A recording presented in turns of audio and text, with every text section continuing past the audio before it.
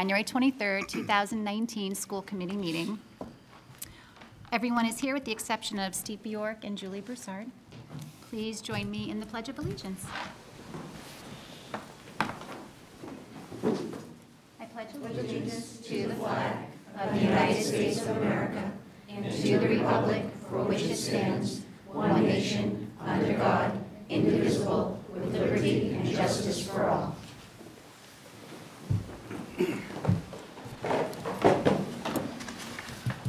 Okay, we have some approval items. I have a motion for the approval of minutes, January 9th, 2019. You'll notice that there's a new set in front of you and also a new set posted online. David Ragsdale, can I have a second? MJ Burns, all in favor? That is unanimous. We have an approval of the Wilmington Business School Partnership Innovation Grant Award in the amount of $1,500. And I'm going to go ahead and, can I read the recipients? Please. Okay. We have Michelle Kirchin and Beth Livermore from the West Intermediate School. Their project is called Reading and Writing at the Intermediate Schools for $500. Michelle Levesque at the West Intermediate School project is ACE Students Through STEM for $500. Heather Peachy and Kathy Quigley at the North Intermediate School. The project is also Reading and Writing at the Intermediate Schools for $500. Can I have a motion to accept the Wilmington Business School Partnership Innovation Grant Awards in the total of $1,500? Ms. Newhouse, thank you. Seconded by Tom Talbot. All in favor? And that is unanimous. Did you want to say anything? No, that's okay. Thank you. Are you sure? Good, yeah. We also have an approval of Scholarship Award CASET. CASET awarded $1,000 to Wilmington High School World Languages Department in the form of a scholarship to go toward the continued growth of the Italian language program at Wilmington High School. The motion is to accept the CASET award in the amount of $1,000. Mrs. Burns, seconded by Mr. Talbot. All in favor? That is unanimous. And now we have some warrants. I'll put these together. We have G416, G417, R223, 224, 225, L49, 50, 51, 52, 53, 54, 55, 56, FS20, FS21, and payroll for the week of 1/16/19. Can I have a motion? Mrs. Burns, seconded by Mrs. Newhouse. All in favor? That is unanimous. We have warrants CB12 and CB13. Mrs. Newhouse, seconded by Mr. Ragsdale. All in favor? That is everyone with an abstention, Mrs. Burns. SPED 24, SPED 25, and SPED 26. Can I have a motion? Mr. Talbot, seconded by Mr. Ragsdale. Am I going too fast? All in favor? That's 3 in favor, with Mrs. Newhouse and Mrs. Burns abstentions. Okay. Did I miss anything? Nope. Okay, we're moving right ahead to a very exciting part of our school committee meeting. We have a student presentation by the West Intermediate School, and this is called the West Library New Year Celebration. I'm guessing Mr. Shaw, I think, is going to come on and tell us what this is all about. Welcome. Hi, thanks. Thanks, everyone. Our library media specialists just do wonderful things in our schools. I want to start with that. Michelle Kirschen, matter of fact, you just heard Michelle's name read. I did, I know. She won the Reading and Writing grant. Here. She won that with Heather Peachy, who are here just out of respect for the grant they received. I think Heather may have brought a sample of the device. I'll show you later. Yep, all right. However, so this whole project here started with a text that I got from Michelle Kirschen over the Christmas vacation, which is a picture of a huge package of tinsel, and it says, "Merry Christmas, can I hang this on the library door for a week?" And I sadly had to say, no, it's a fire hazard. But I suspected I'd be coming back to something pretty cool. And we did. So I want to bring Michelle up for a minute just to talk about the project. Then we're going to show you a video clip. And then we have some of the students here who participated, and they'll answer any questions you guys might have about it. Excellent. Thank you so much. Thank you very much for having us, and thank you very much for always supporting the school libraries. We really appreciate that. So each year we receive new books through a budget, and then we have a book fair. And the book fair brings in additional profits to the school. And with those profits, I buy more books for the school, all different kinds, graphic novels, fiction, nonfiction. And I like to hide them and hold them and have a big celebration. In the past, we've done a book tasting bistro and fast food fiction. And this year, we did new books for the new year. And the kids got to circulate through all the stations of all different kinds of new books and fill out a resolution to read and write down which books they were interested in reading and put those books on hold for themselves. So we'd like you to enjoy this video, and then please direct any questions to these wonderful students who came here tonight. Thank you.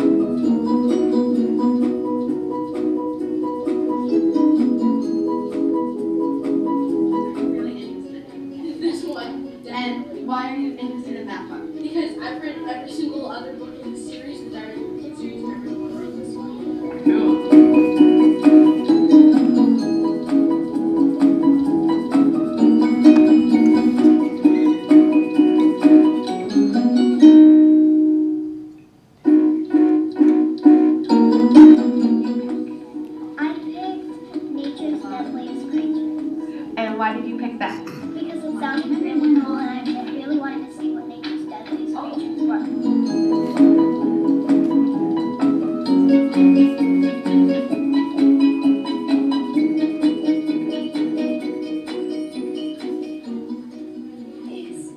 And why did you pick that? And what Roblox? It's kind of animated. Okay. Sounds cool.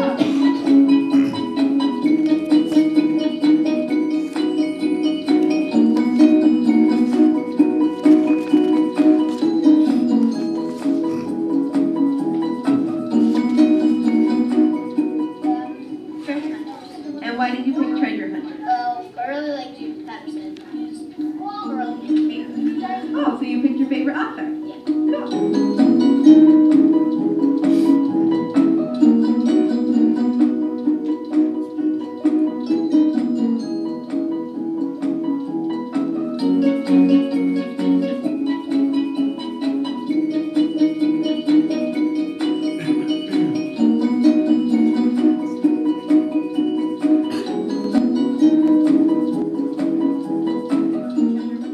And why did you pick that book?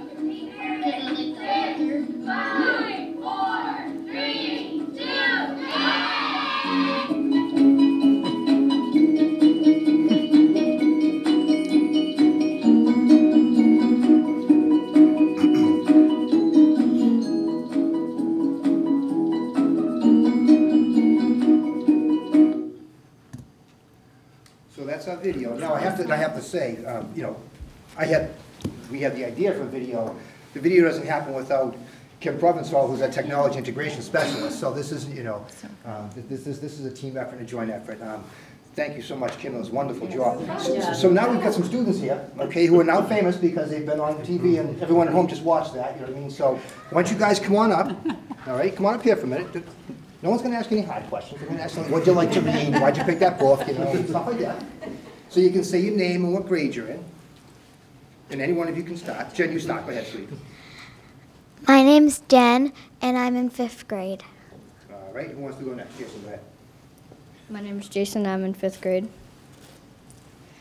My name is Michaela. I'm in 4th grade. My name is Isabel, I'm in 4th grade. Fire away, guys. Well, I just want to say, one, that was an incredible video, and as readers ourselves, we're so impressed and so thrilled that that library is a special place for you. So thank you for that, and thank you for being here. Are there questions for these students? Mrs. Burns? I am just curious, how are you all doing with your reading resolutions so far? Thumbs up or thumbs down? Thumbs up. We may have practiced that one. It's only because Mr. Shaw got the party hat in the video, so. Thank you. I know that everyone watching at home is wanting to know what books they should get for their kids to read. So can everyone give a recommendation of one book that you really, really loved that you would encourage other people to read? What's a book that you would really recommend?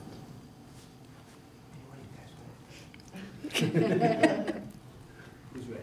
Go ahead, sweetie. Wonder by R.J. Palioso.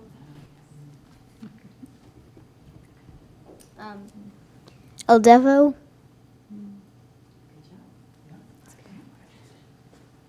Big Nate by Lincoln Pierce. Die of a Wimpy Kid by Jeff Kinney. That's a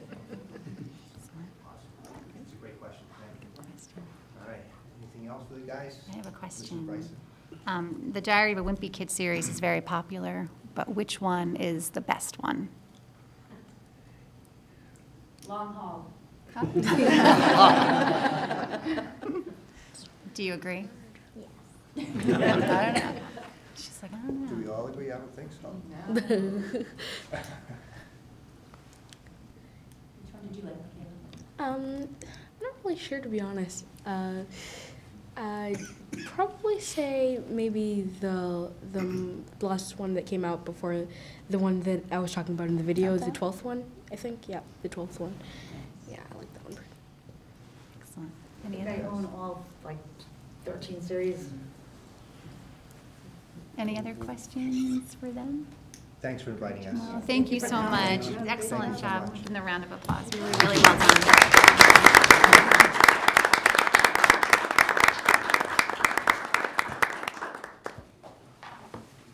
This is where I have to give the, you can go if you want. I can go. Okay. So you're more than welcome to stay if you'd like to see the rest of our meeting. But if you would like to go, you are free to go. So you can catch up on your homework and your sleep if you would like. And your reading resolutions. What's that? Thank you for coming. Thank you. Yes, we should, Miss Peachy. Yeah, Yes. yeah, I think we should. Yes. So, thank you. Well, we said that when she said, I was like, oh my goodness. Thank you so much. Thank you. Good night. Yes, can we? Yes, that would be great. So we didn't realize you brought stuff with you. But that would be wonderful. Yes. We didn't realize. We would love for you to come up and share that with us. We speed shipped Thank them this you. week to get them here for the meeting. Oh. So this is what we got for the reading and writing at both schools, the North and the West. So the kids would sit in a chair and with a book and read, and then just kind of pedal with their feet as they're reading. It's great for our, I think it's going to be great for our students who need a little extra motivation to read. If you can read, you can pedal. Students who need to get some energy out, students who are a little bit nervous, students who have some anxiety, students who forget their proper shoes for gym class can ride this during gym class. Indoor recess, there's a million different possibilities. So we originally were going to order, I think 10 was our original order, but the Wilmington Business Partnership doubled our grant. So now I think we're both going to be able to get a whole class set, which is wonderful. Yeah, and spread them throughout the school. So we just got them, just started using them today. The kids were kind of fighting over them. So I hope the novelty never wears off. I hope they like them forever. Yeah. So exciting. And so just for the audience, reading and writing, so it's reading and riding. Riding, right. R-I-D-I-N-G. Riding bike, So right. I missed that. Yeah, so it'll be great. Excellent. Thank you so You're much. welcome. And congratulations. Thank you. Thank you very much. Sure. Do you have anything that you're together? Yeah. So congratulations. Thank you for being here, and we're very excited about your grant. Are there any questions from the committee? Can we get those for the school committee? I was just thinking that. Can we do that? We can look into that, certainly. That's a very good idea. Always thinking you are, Mr. Axel. All right, that brings us to our superintendent's report. Dr. Brandt? Thank you very much, and good evening. There are 3 items this evening under the superintendent's report that I just wanted to take the opportunity and provide a brief update for both the committee and the community. First off, the Woburn Street Elementary School principal search. As members of the committee and certainly the Woburn Street School community is now aware, Mr. Jeff Strasnick, the current principal of the Woburn Street School, has shared with me and indicated his plans to retire at the end of the current school year. So as a result, plans are underway, quickly, albeit, but underway in an effort to try and move forward and to secure, embark upon a search and to secure the next principal for the Woburn Street School. I provided a memo in the packet that outlines the search process. It's quite similar to the middle school search, so it may look familiar. Communication has already gone out respectively to both the Woburn Street staff as well as the Woburn Street community, now on 2 occasions.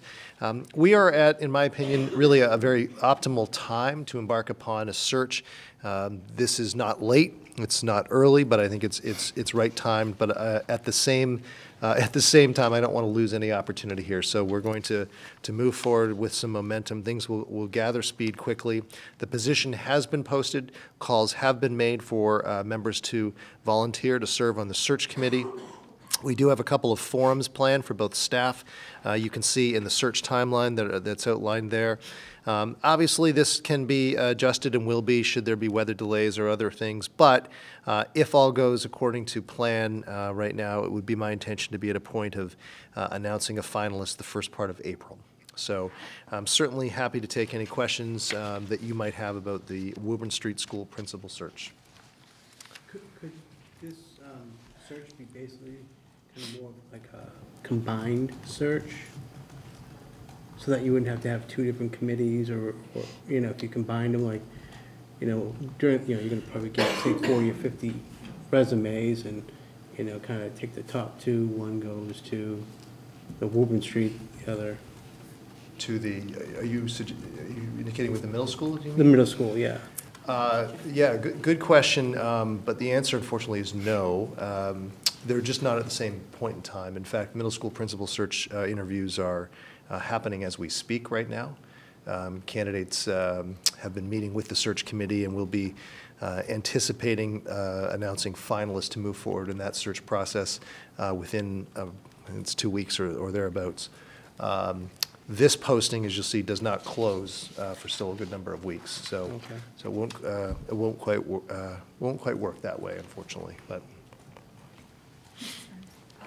At this juncture, and I know it's still early since it was just posted last week, has there been any internal interest in the position? I'm not certain. Okay. I'm not thank you. certain. There certainly have been applications thus far, but it is very early, Very good. for sure. But Thank you. And it should go without saying, I'd take this opportunity and certainly thank Mr. Strasnick for his many years of service here in Wilmington, and we wish him well in his future endeavors. Any other questions? Mr. Ragsdale. Just one, in the search timeline, there's various discussion of the finalists announced, the finalists visit Wilmington, and so forth. That last one, as far as finalist announced, by that you mean like your selection for the principal announced the week of Correct. April 1st? Yes, yes. Thank you. I just have a quick question on the staff and community forums, which is scheduled for Thursday, January 31st. Yes, thank you. It says all are welcome, so are you looking for community involvement from beyond the? Certainly, I mean, the target audience, primarily, of course, is the Woburn Street community. At the same time, understanding that the school feeds into and has students and families respectively rising, and flowing into it. North parents and guardians and such, they certainly would be welcome to attend as well, too. But thank you for that reminder. Thursday, And January Wildwood. 31st, and Wildwood, yes. Okay. And that's Thursday, January the 31st at 6:30 at the Woburn Street School. Okay. And how will families be? 2 emails have gone out to them respectively announcing that date. Excellent, thank you.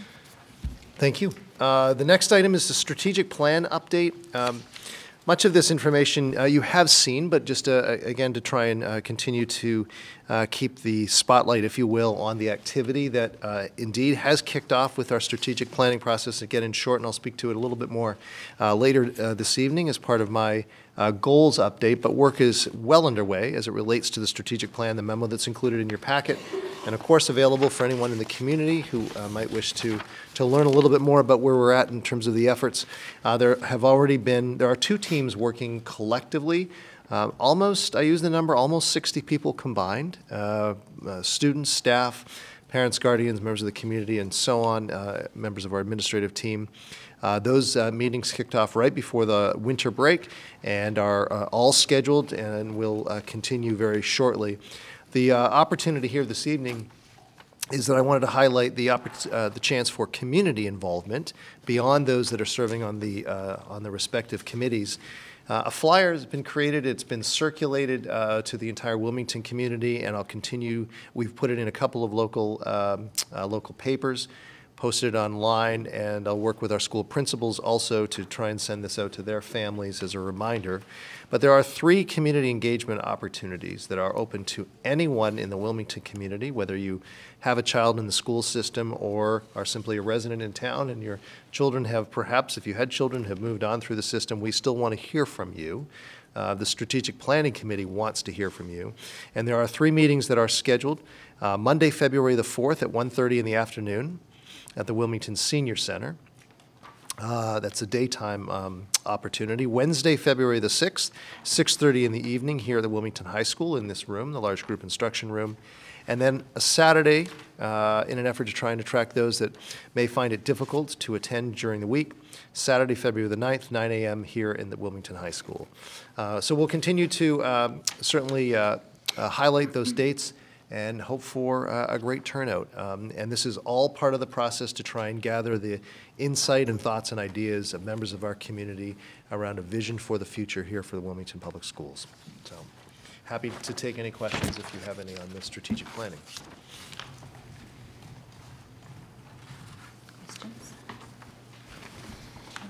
And then finally, town manager's budget presentation. Just very briefly, there's not a memo in the packet, but activity as it relates beyond just the school department's budget. 2 dates to share with you. February the 4th at 7 p.m. at Town Hall.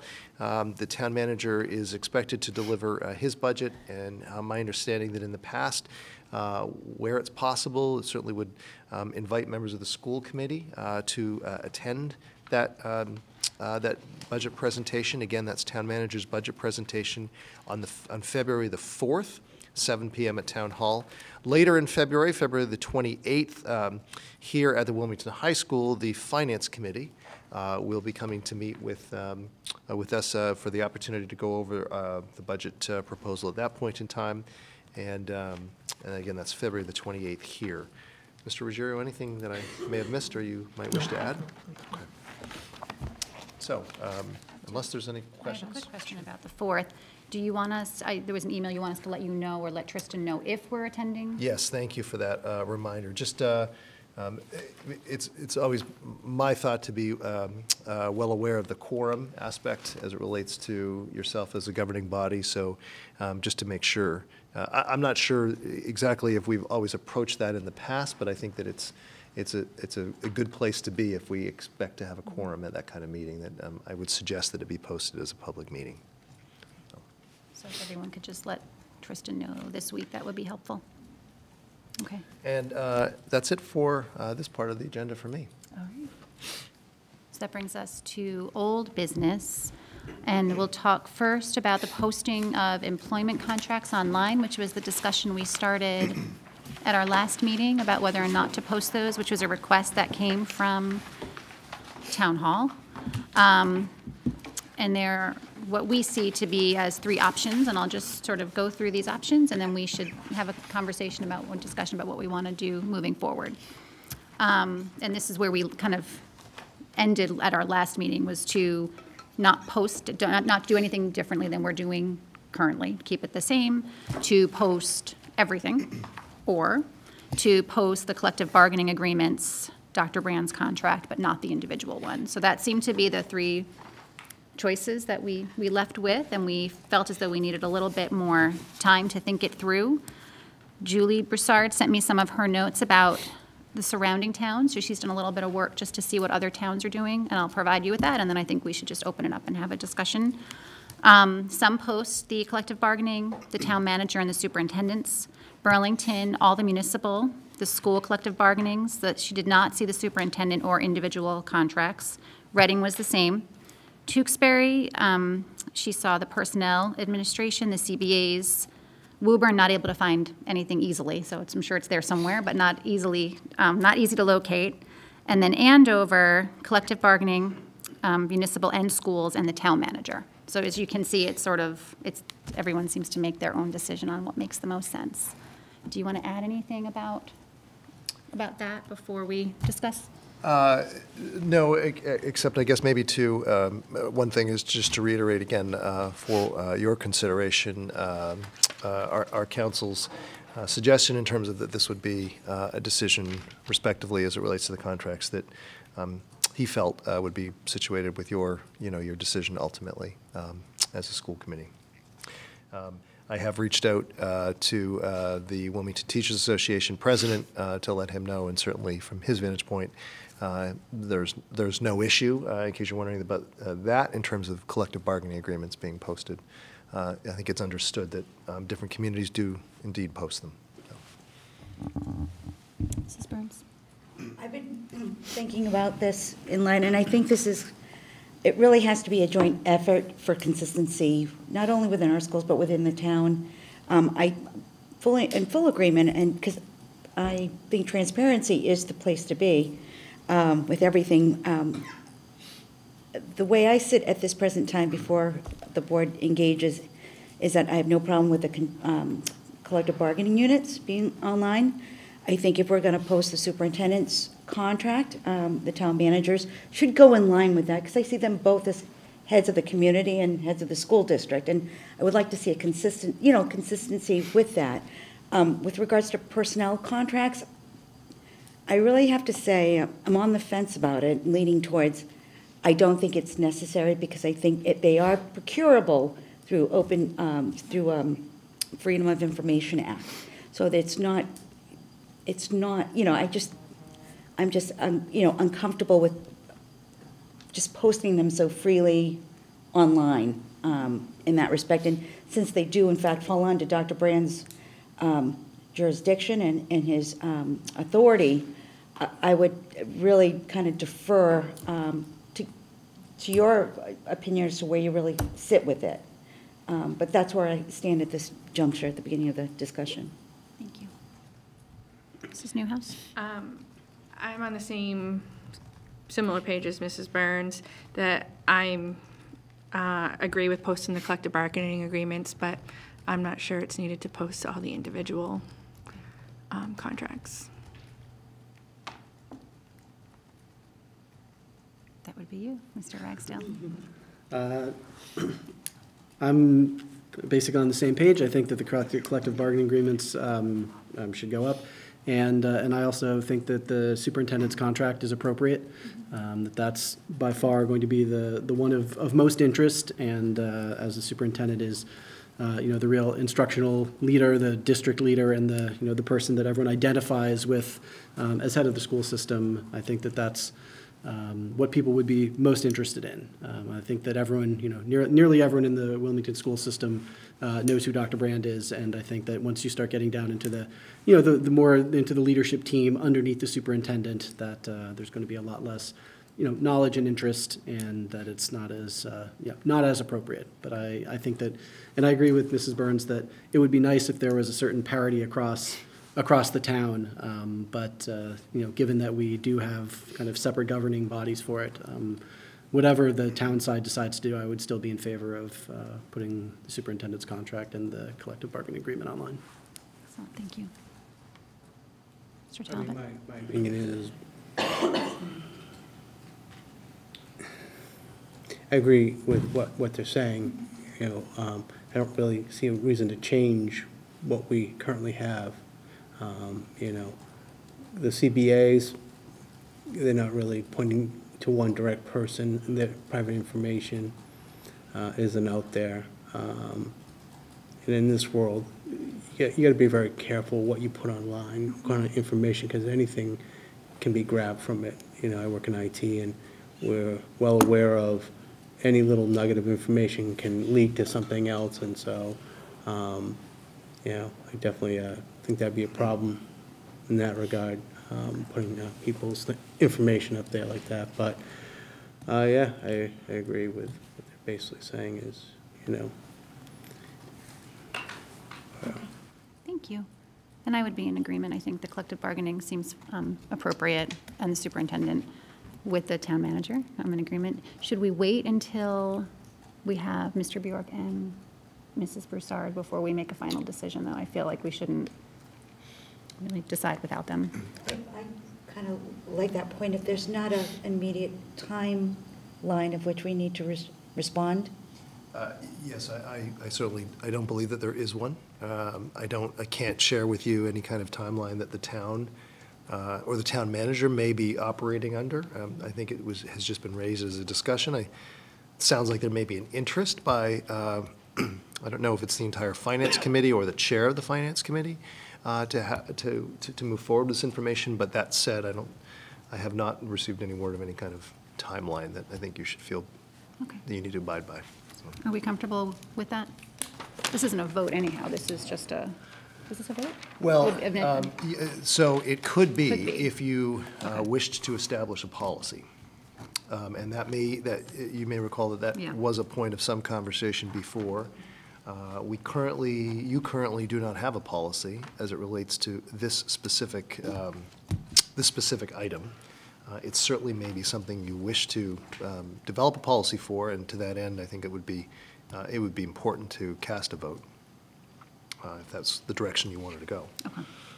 Mrs. Burns. Would it be too premature to offer a motion to table this topic until our next meeting if we have space on the agenda so that Mrs. Broussard and Ms. Bjork can participate? That's fine. Anyone want to second that? Mr. Talbot? All in favor? Thank you. So we'll be sure to include that in Okay. the agenda. Thank you. And the next item is the superintendent evaluation discussion, which has a lot to do with the timing, as we discussed last time. And again, since Mrs. Broussard is not here, I wondered if we could also table that until our next meeting about making a decision as to who's going to participate, how they're going to participate, whether or not they should participate after the election, and on all of that. So. Move to table the discussion until the next meeting. Second. Mrs. Burns, all in favor? Thank you. All right, and which brings us to new business. And first on our list is the K-12 visual arts presentation, which is very exciting. So if I may, this is the first of several presentations that we'll bring in front of the school committee to highlight curricular, programmatic pieces that we offer our students in the school. Jen Fiddler, who you guys want to come on up. Jen Fiddler is a full-time art teacher at the high school, but also serves as the liaison for the art department, pre-K through 12. And she's joined tonight by Ava, which is one of her students, who's going to help her present. I previewed this slideshow, and I'll tell you the visuals, as you would expect, are quite outstanding. So I'll turn it over to Ms. Fiddler and to Ava to talk us through Wilmington Public Schools art program, kindergarten through 12th grade. Thank you all for having us tonight. As Dr. Regan just mentioned, we do have a lot of slides, and I'm going to go through them rather quickly on you. And you'll get a digital copy of it so that you can enjoy it at a more leisurely pace on your own, I promise. When you ask visual arts teachers to share what's going on in their classes, we get very excited. So, to bring you to the visual arts department, just to kind of, let's see, there we go. We have 10 teachers across the district, K to 12. So we have 4 teachers that cover the 6 elementary schools. So Carol Conquest, Kathleen McNamara, Kaylee Mock, and Lena Phillips are responsible for our K to 5 curriculum. And then at the secondary level, we have 2 middle school teachers, Holly Griffin and Neil Roberts. And then at the high school level, we have 4 art teachers, each sort of covering a specific arts domain with studio arts, ceramics, digital photography, and media arts, which is animation and graphic design. And I'm going to kind of break this down into sort of the 3 levels.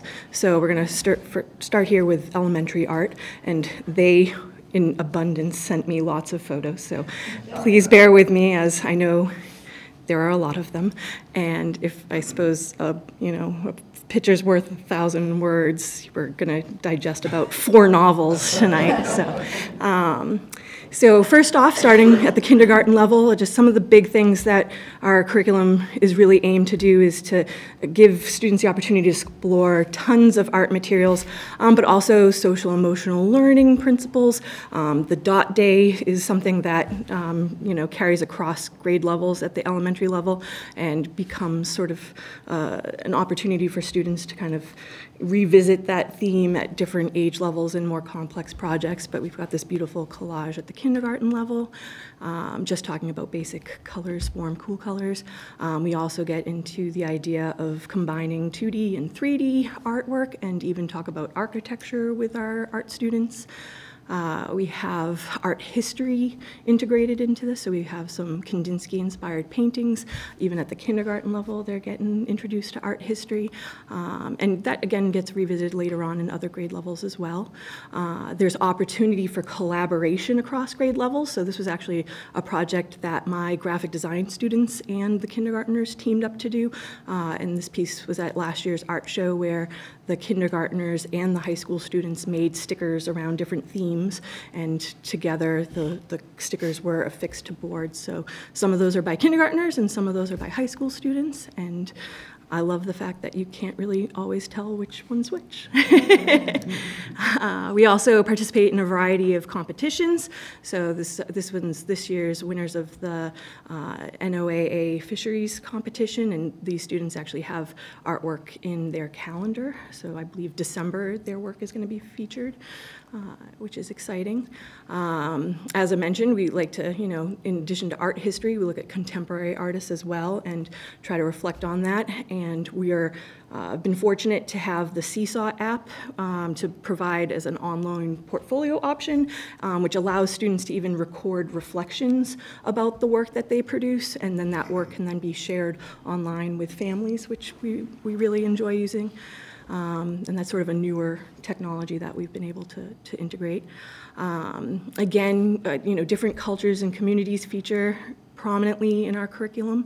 It gives the students a real opportunity to see kind of the things that are happening in the arts outside of the Wilmington art world.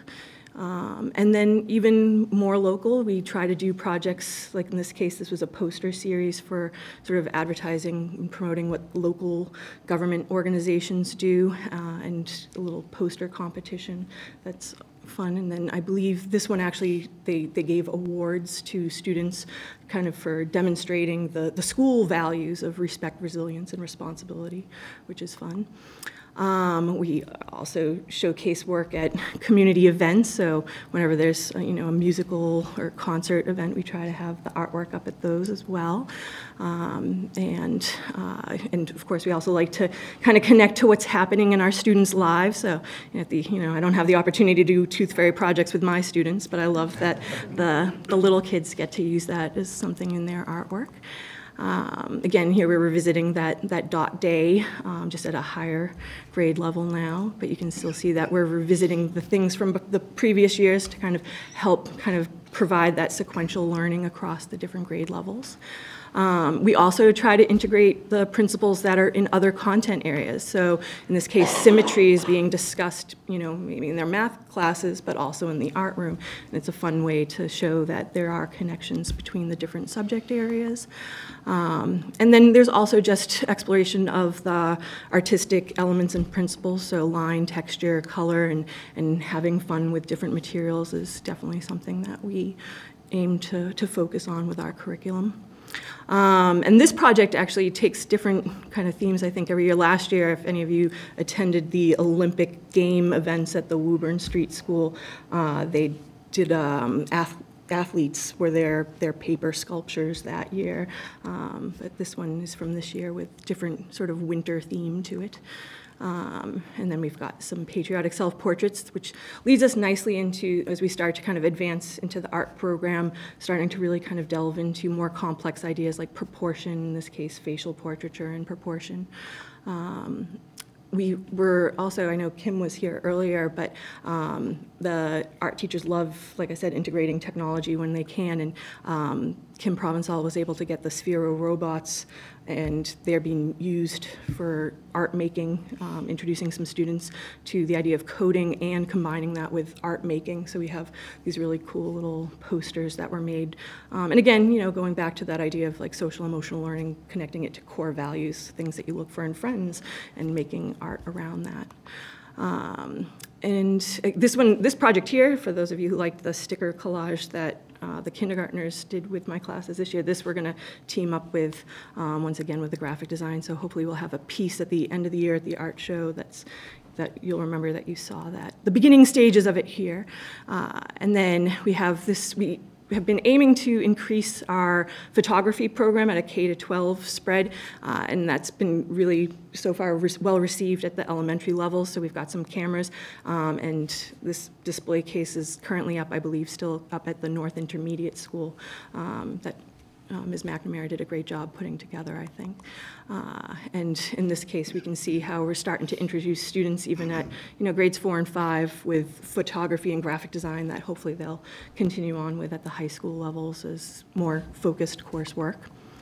And we do love our kind of opportunities to work and collaborate together. This is this great sort of installation, community installation, where the students each made themselves in their proportionate sort of and focusing on their personal interests, and then brought it all together to show that, yes, even though they're individuals, they're all also part of a community. That was a fabulous display.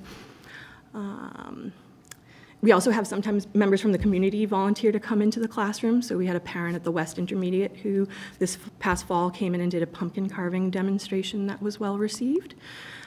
And this is a collage that students worked on at the West as well, which I thought was a nice transition to creating from the elementary now on to the middle school.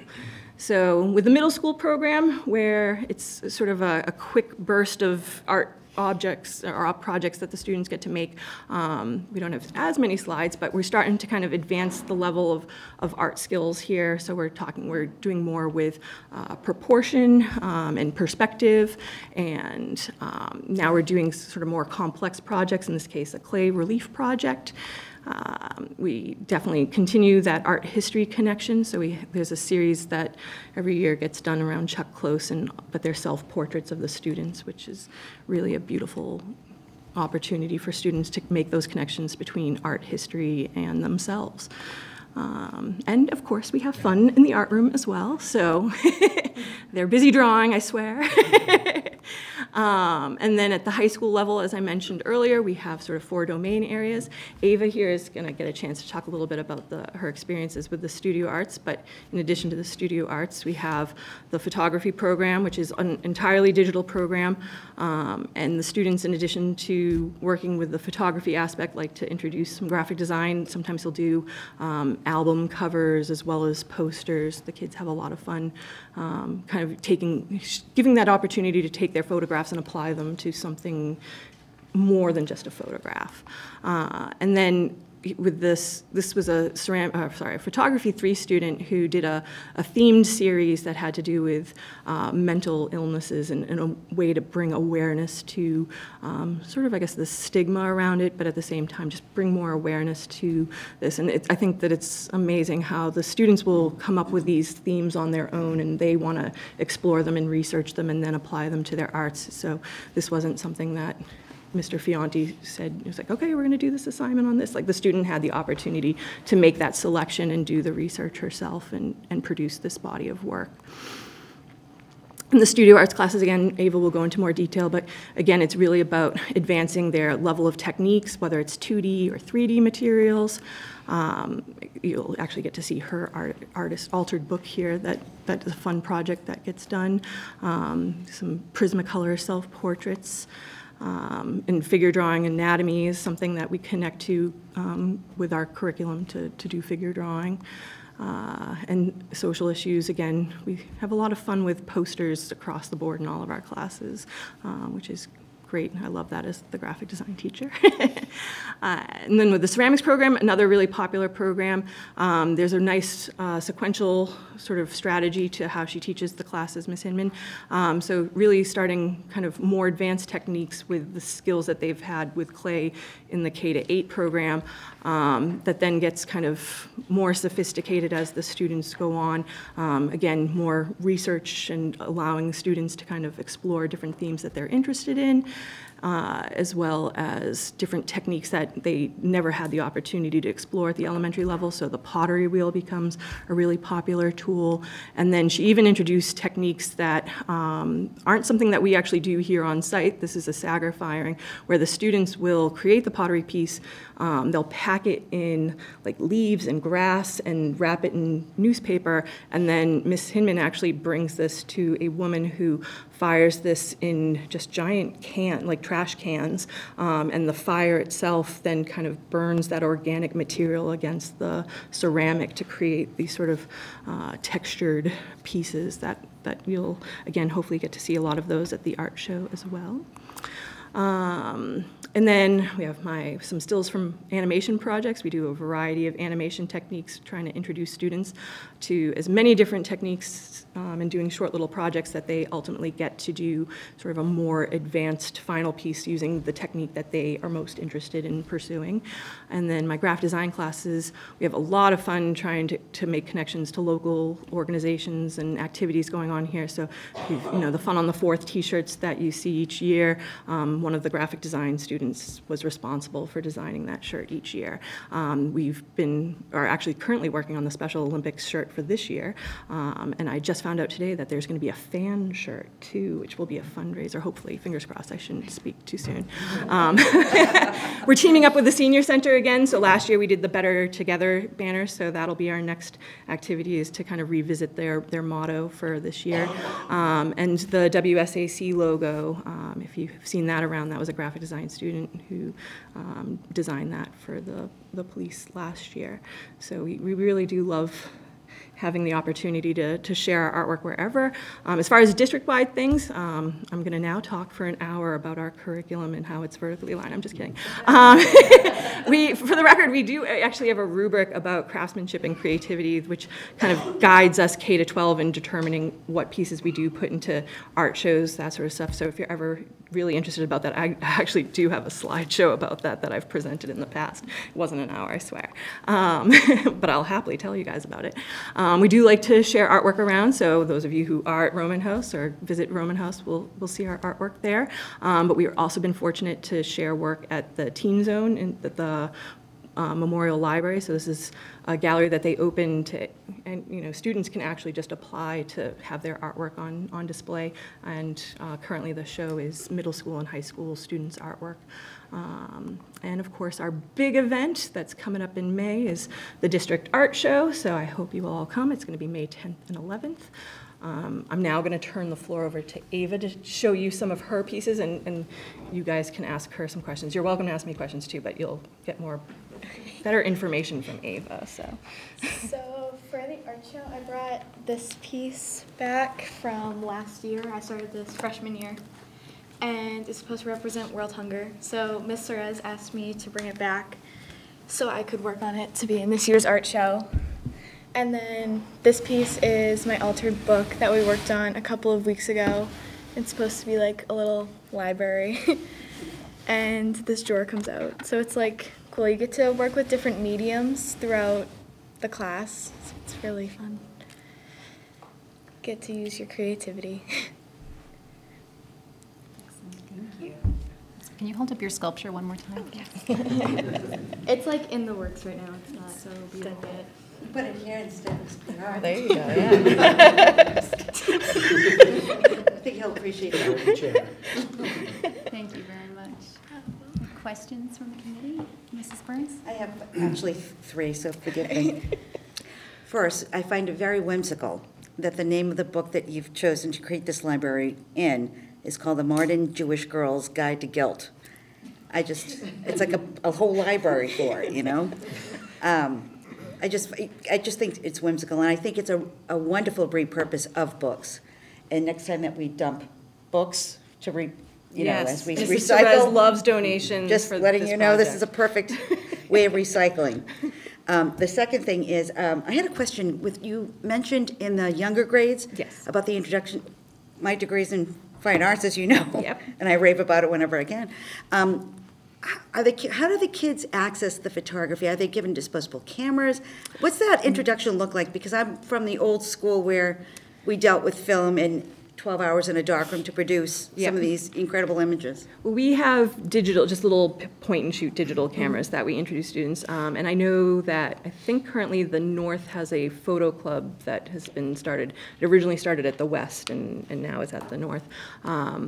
But we started as early as grade 1, giving students the opportunity to, mostly in pairs because we don't have a 1-to-1 camera ratio with student, but they'll have the opportunity to photograph their own artwork that they've done or just go around the building. I know there's a Goldsworthy project that the students do where, if you're not familiar with Goldsworthy, he arranges natural items like rocks and sticks and artistic patterns. I believe there's actually a couple that are hanging at the Roman House. And the students will compose those, the arrangement of the pieces and then also photograph them. So it's not as intense as the high school's photography program where they start really talking about ISO and using the SLR cameras to get really, like they have a macro lenses, like the high school program is really I was strong. Impressed by just what you showed because a lot of the elements, studio lighting, you know, alone, which is a his whole lighting unit nother, is amazing. It's a whole nother art, and portraiture is a whole nother art when it comes to that. And you've got landscape photography, urban, and it's, there's so many different, and lighting itself becomes its own, it's a whole nother class unto its own. Yep. Because I love coming in from my meetings, and the first thing I do is walk down the hallway, with just looking at the.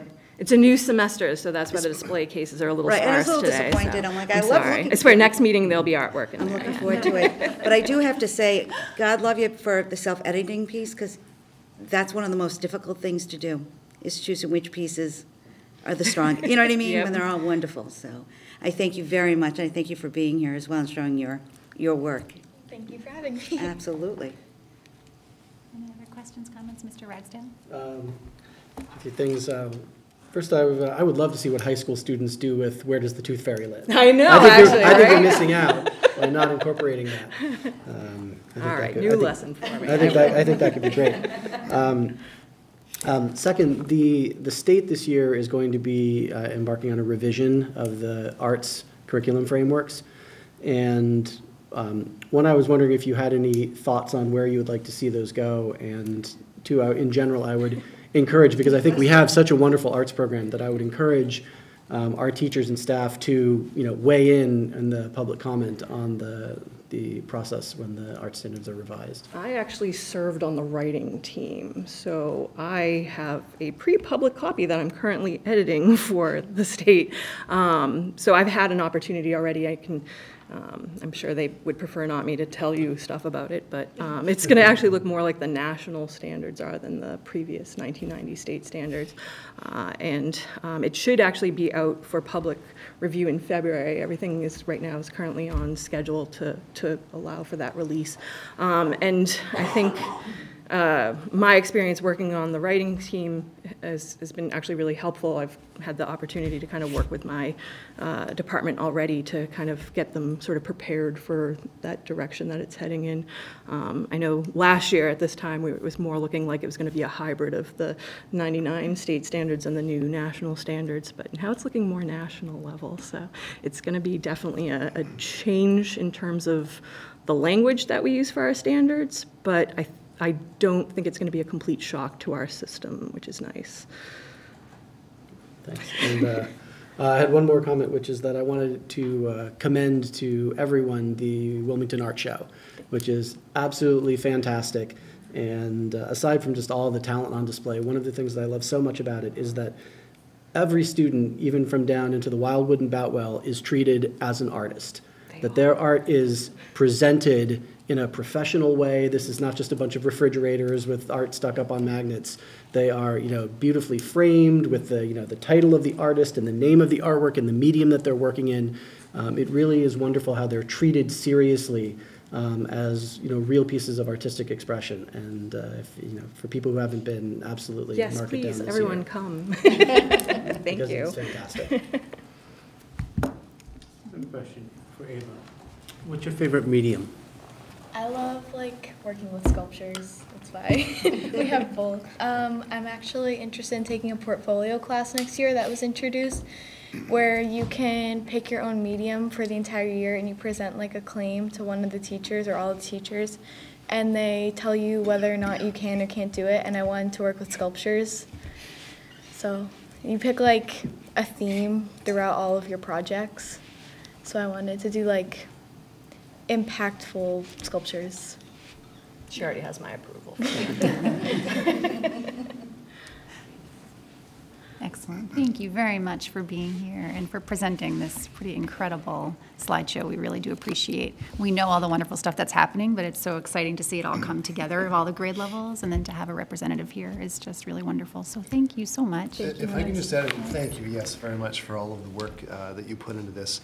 I haven't had the opportunity to get around to every single art classroom, but many. And I have to say, the level of sophistication, particularly at the elementary level, I think in this district, is really outstanding. And you so often, from my experiences, see wonderful pieces of art at the secondary level, but not always in a very coordinated way. I use the word coordinated because it's clear that there is a coordination of efforts across teachers across the district. The photography is just the one that stood out. So kudos to you and the staff, and we're clearly very fortunate to have the team together working on this very important area. So thank you, Ava, for being here. Thank you very much. Thank you, guys. All right. The town annual report. That's you. Yes, thank you. In the packet is, this is not an action item, but just merely for your information, the Wilmington Public Schools Annual Report. As members of the committee know, each year the town of Wilmington does issue that annual report, and obviously as an important aspect of the town, respectively, we have the opportunity to include information from about our programs and services and schools. And so this is for the 2018 submission for the Public Schools Annual Report, and it's here for, again, for your review. We'll include it, of course, as part of the packet online. And many thanks goes to the many contributors across the district who helped play a role in producing this. So again, not anything that you have to approve, but just for informational purposes. And certainly, if you have any questions, happy to take those. Questions? Mrs. Burns? I know I've reached out to Dr. Brand with regards to the athletics piece, and he, which was great to see all these, the athletes and the coaches and the awards our students have received. And I just shared with him that out of all the departments, it didn't have a narrative for which he was able to explain to me. It's kind of all incorporated in the health and phys ed department. But I think there's so much that the athletic director does get our teams involved with that weren't captured in the individual schools per se, that I think would, I say this as maybe a consideration for next year, about including, such as the community service projects that he's so active in ensuring, in having our athletes participate in. And I think that's an important element of the variety of different community service projects and fundraisers that our teams do participate in over the year. As well as I know that, as it occurs, we have a lot of strong booster clubs, which I think sort of are a subsidiary of the PACs that we carry.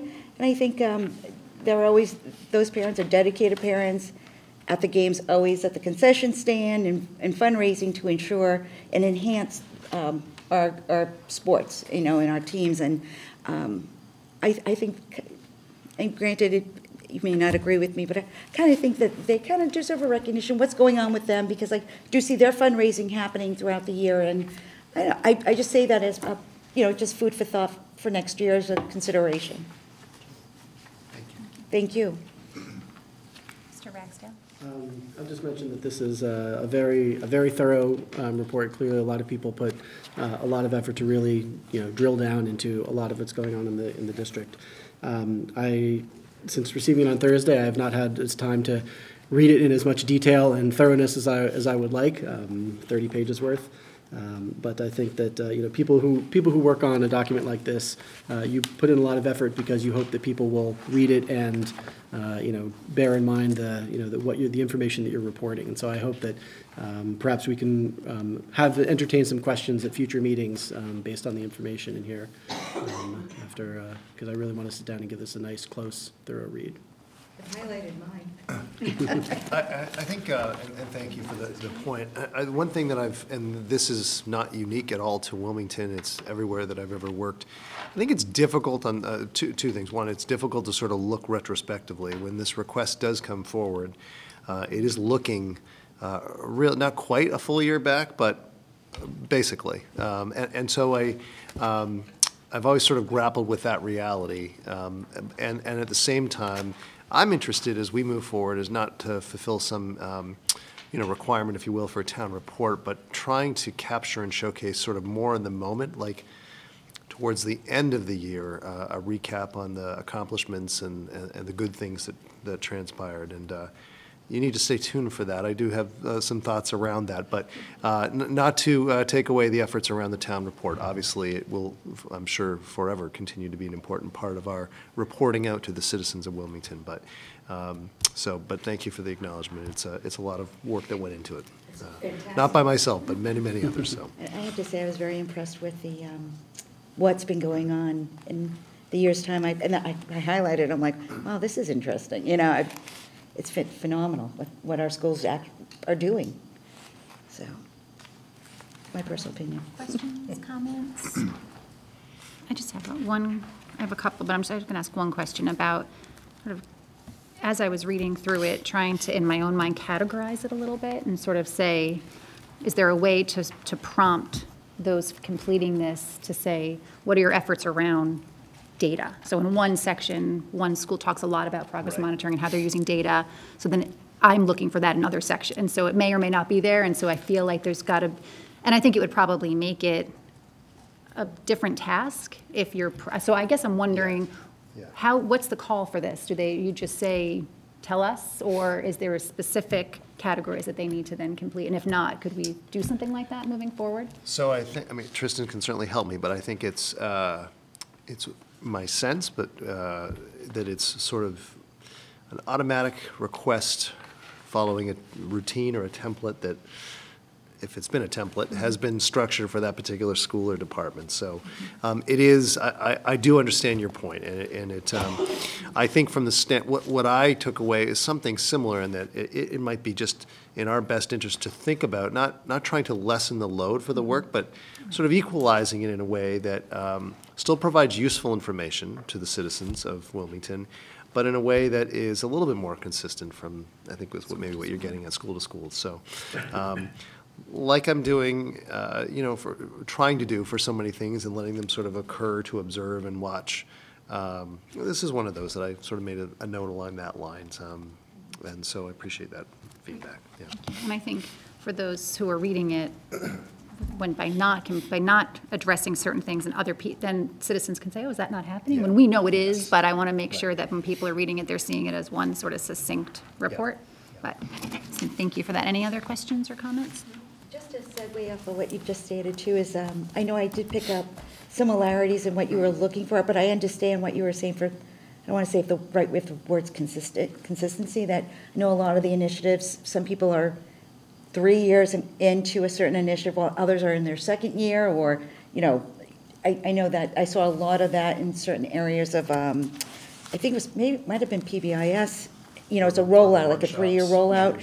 So I did notice some of those similarities in the certain grades, and but I think that you bring up a very good point, and I do like how you are kind of sitting at it and watching it evolve before seeing how you might want to drive it in the future. So thank you for the feedback. Thank you, everyone. And that brings us to the coordinated program review update. Is that you, Mrs. Alice Brown-LeGrand? So as Alice comes forward, just this item is, I didn't really ask her here to help lessen my load later from my midterm evaluation, or not midterm, mid-year, but thank you, because you sort of did. But this is an important update, and in all seriousness, as you know, and hopefully members of the community know, that we, as a district in Massachusetts, went through the Coordinated Program Review, or CPR, as we so often refer to it last year. And coming out of that report was certainly a number of areas that, as a district, we needed to respond to. And thank you again, I've said this before, to Alice and her team for all of the work that went into last year and continues to take place. To add to that mix is also Dr. Regan, who has also shouldered an awful lot of the load in helping position us well going forward.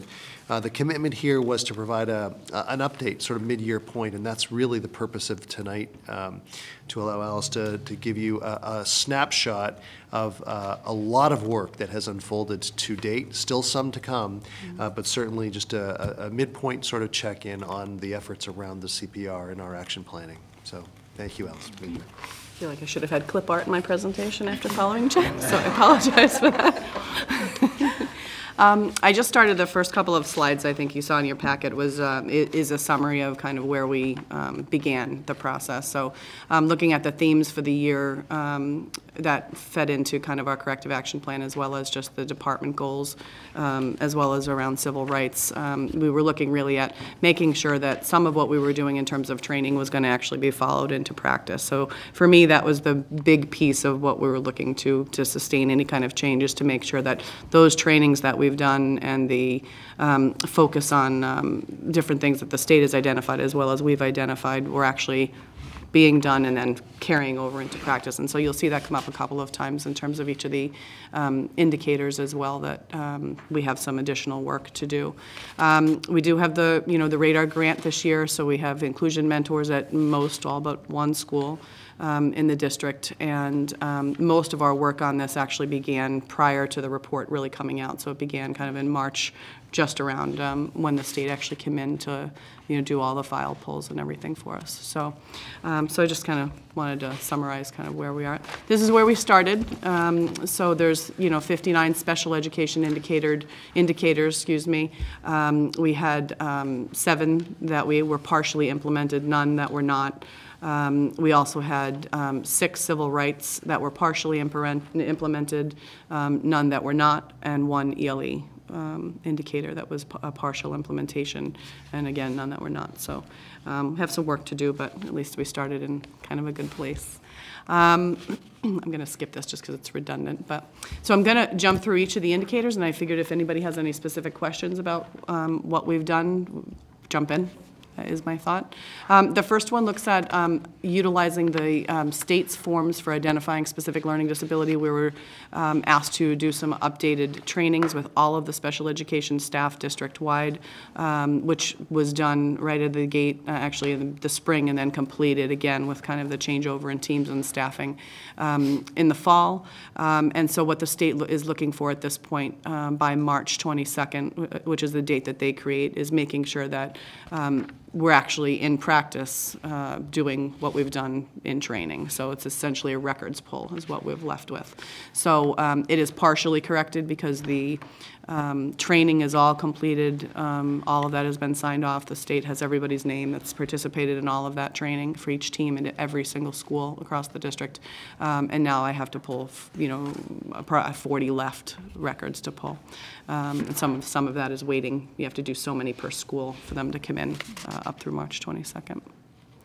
The next is a similar indicator. It's looking at the identification of making sure that we're utilizing data around making sure that students' post-secondary goals are identified in their IEPs, making sure that's linked to relevant assessment data.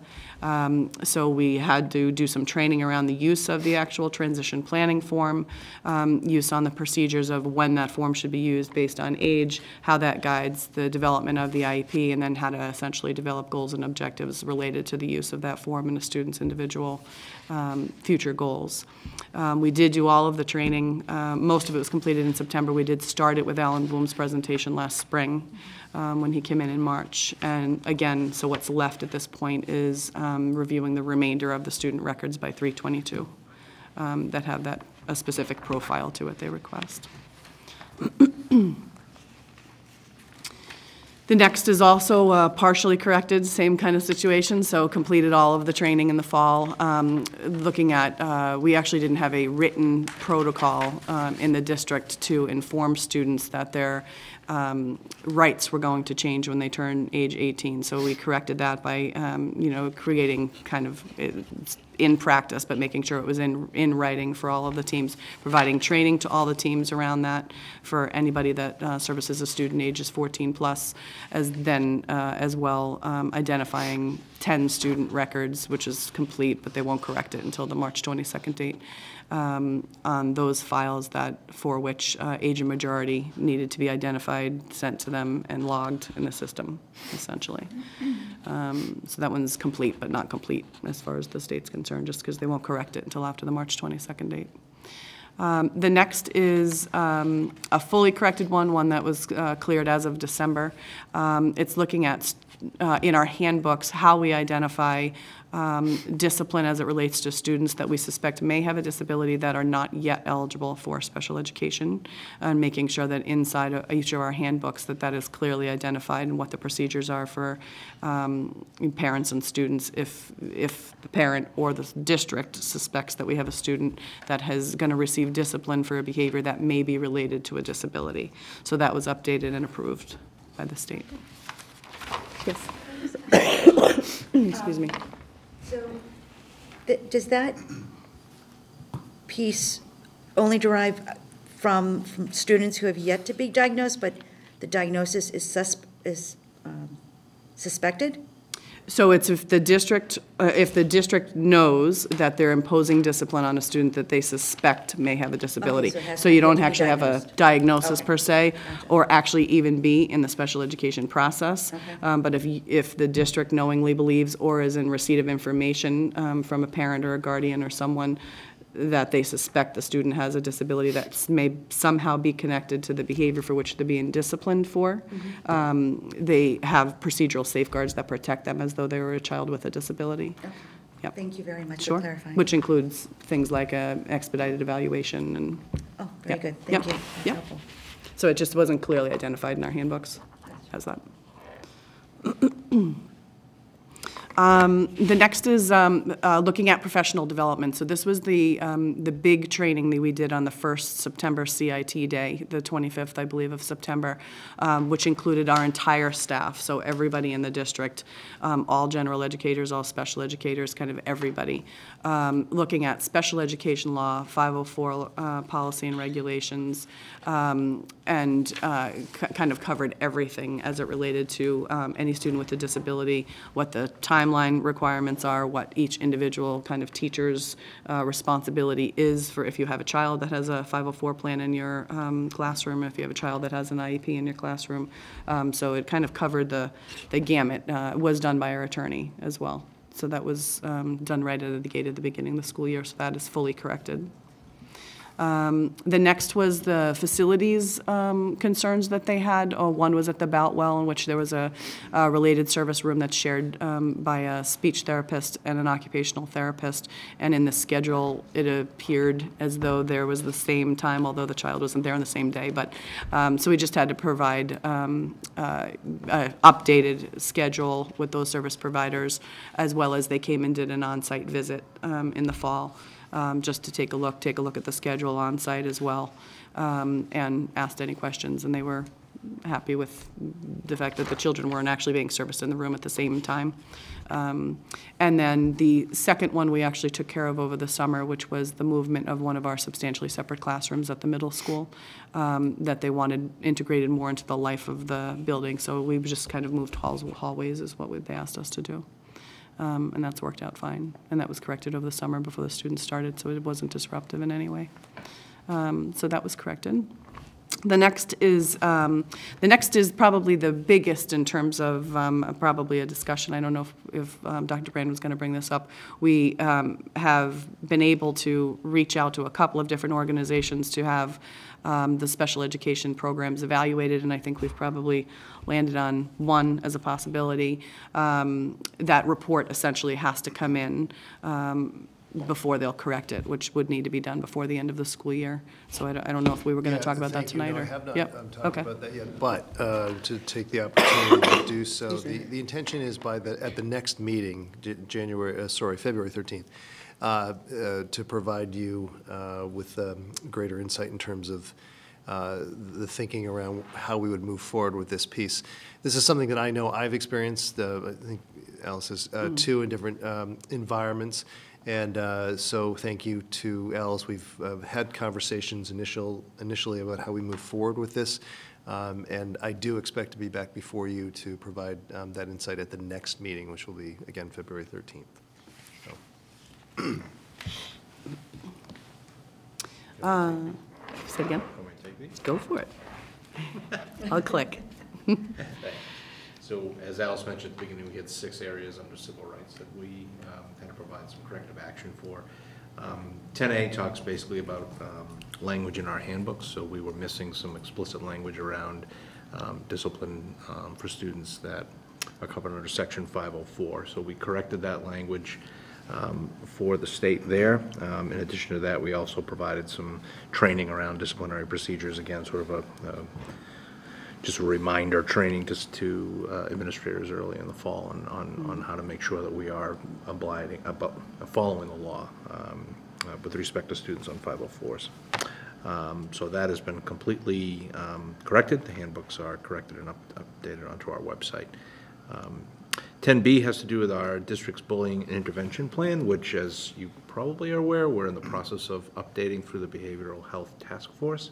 There's a subcommittee of that group that is focused specifically on that plan and getting a new copy of that plan actually in front of the school committee.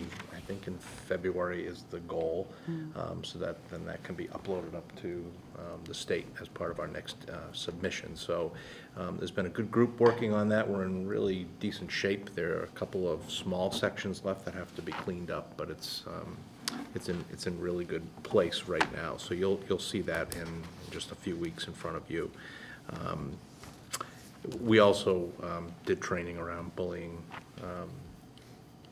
procedures around anti-bullying and how to manage bullying investigations as a part of this corrective action for 10B. So that is partial, but we will see that to be complete in our next submission in March. 10C, also having to do with student discipline. This is talking about the idea of each school having what the state refers to as a educational service plan. This is basically how we will educate students that are suspended from school if they are not in school. So these plans existed in different versions, but they weren't well publicized. They were missing some elements. So we tightened those up, uploaded those back in October. But we still need to do this piece around developing sort of a procedure around reviewing that data. So this is something that I've created a form for principals to input the relevant data to, and that I will sit with them 2 points in the year and basically look at discipline data and just kind of like a compliance piece to make sure that we're following the law, to make sure that there are no issues that we should be concerned about. So that's the process that has been put in place. The meeting hasn't happened yet to do the first sort of data analysis. We didn't do that in the fall. We will typically, I think, do it twice a year. This year, though, in the first year of it, it took us the first half of the year to come up with a collection tool, and then the second half of the year we'll actually sit down and look at the data. For 12A, just want to make sure I'm seeing this one. I didn't make a note, sorry, Alice. It's okay. Oh, yes, I'm This is- sorry. So yeah, this was simple. This was 504 one where we didn't have the name of our Title IX coordinator or 504 coordinators in the handbook, so we added that specifically into our handbooks. And CR 24 has to do with bias in curriculum. So the district has created a screening tool that has been shared with all staff. It's a 2-page document that teachers can use when they're looking at their curriculum as sort of a guideline to see if, they can check all the boxes to make sure that it's free from bias in, I think it's 7 or 8 different categories. Part of the corrective action was also for training to occur, so I'm doing that. It's a presentation that I built using some of DESI's model and pulling other pieces from other districts that they've used. So I've been to 5 staff meetings so far out of the 8. I have 3 more to target between now and March. Well, this one gives us a little longer, but I have 3 more to get to give this presentation, share the document. We're not undergoing a formal process of reviewing curriculum for bias right now. It just doesn't make sense for us to engage in that. I'm giving them the tool, asking them to utilize it when they're adding supplemental materials to their classroom. But if you take the elementary level alone, the Lucy Calkins units, which we use for reading and writing, and the Pearson products that we use in math, the Pearson product we use at the middle school, these are all products that are well vetted for this issue. So we're not alarmed or worried about what's there, but some of the supplemental stuff that teachers may pull in, we're just asking them to be aware of that and use this tool as they pull anything additional into their classroom. We will do a formal procedure once we kick into the curriculum review cycle. This will become a part of that every time we're reviewing a certain subject area or discipline. I had a quick question with regards to this piece, and especially in how some of the literature and books at the middle school, especially the high school level, granted there are some classics that now fall under this juncture, which are wonderful classics. But again, like To Kill a Mockingbird and just to name one, but so how, in that sense, because I think it's even some of Hemingway's books, because it was just the era, and a lot of it is when you talk about world history and things of that sort, you make those connections in other subjects to it. How do you tactfully navigate that? Because I think there's so much rooted in the classics, and I guess that's one of the challenges. Well, the ruling is not so rigid that Okay. they expect that you're not going to use maybe classic pieces of literature or teach certain elements of history. Okay. This was something that was raised at the middle school faculty level, was raised by the CTLs at the secondary level, particularly for English and history. Mm-hmm. And I think the important piece to remember is that if you are teaching something, that you need to teach all the contextual nuances around it or the historical elements of it. So, one of our English teachers asked, I have a unit that focuses on bias. Like I deliberately give them 2 articles that have, one slant versus another slant, and they're supposed to be able to recognize that, and that's absolutely okay. Okay. It's sort of that implicit bias that might be there. And I had a Wildwood teacher say, sometimes kids might watch they might get 10 minutes to watch a cartoon in class, and you think to yourself, if you think of Bugs Bunny as someone that's innocent, but if you look back to those cartoons that were done in the 30s or 40s or 50s, there's a lot of stereotypes, or so it's those sorts of things that we want them to be more aware of and avoid. Let's not teach The Grapes of Wrath, or let's not look at Mice of Men. Let's not, right? So it does. There's no mention of that in any of the regs, so sort of avoid that. And the examples that you get are really much different. They're about things that you may not even think about that you can avoid, because it's unnecessary. Okay, thank you very much. And then the last civil rights is CR 25, and this is just ensuring that we have a process to evaluate all of our programs, both in school and extracurricular, to make sure that they are accessible by all students, regardless of race, color, sex, gender identity, religion, national origin, et cetera, et cetera. So we need to have a self-evaluation completed by March. I've notified principals and other coordinators of the need for this, and the plan is to do that this late winter, early spring, to sit. And in that memo that I gave them, we listed all of the programs that we want to look at that are outside of sort of the curriculum, right? So we understand that our programs during the day, but what other things are we looking at? Athletics and our music program, our drama programs, just to make sure that they're accessible. This issue wasn't that they felt that they weren't accessible. It was that we didn't have a process in place to just make sure that there were no barriers for any particular group of students.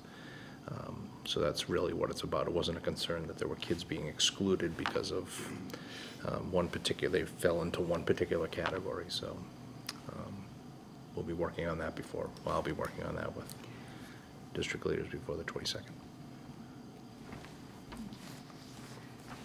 The last one was ELE, which was, I believe, we had one administrator that didn't have SEI endorsement, which I believe has been rectified. So that's fully corrected as well.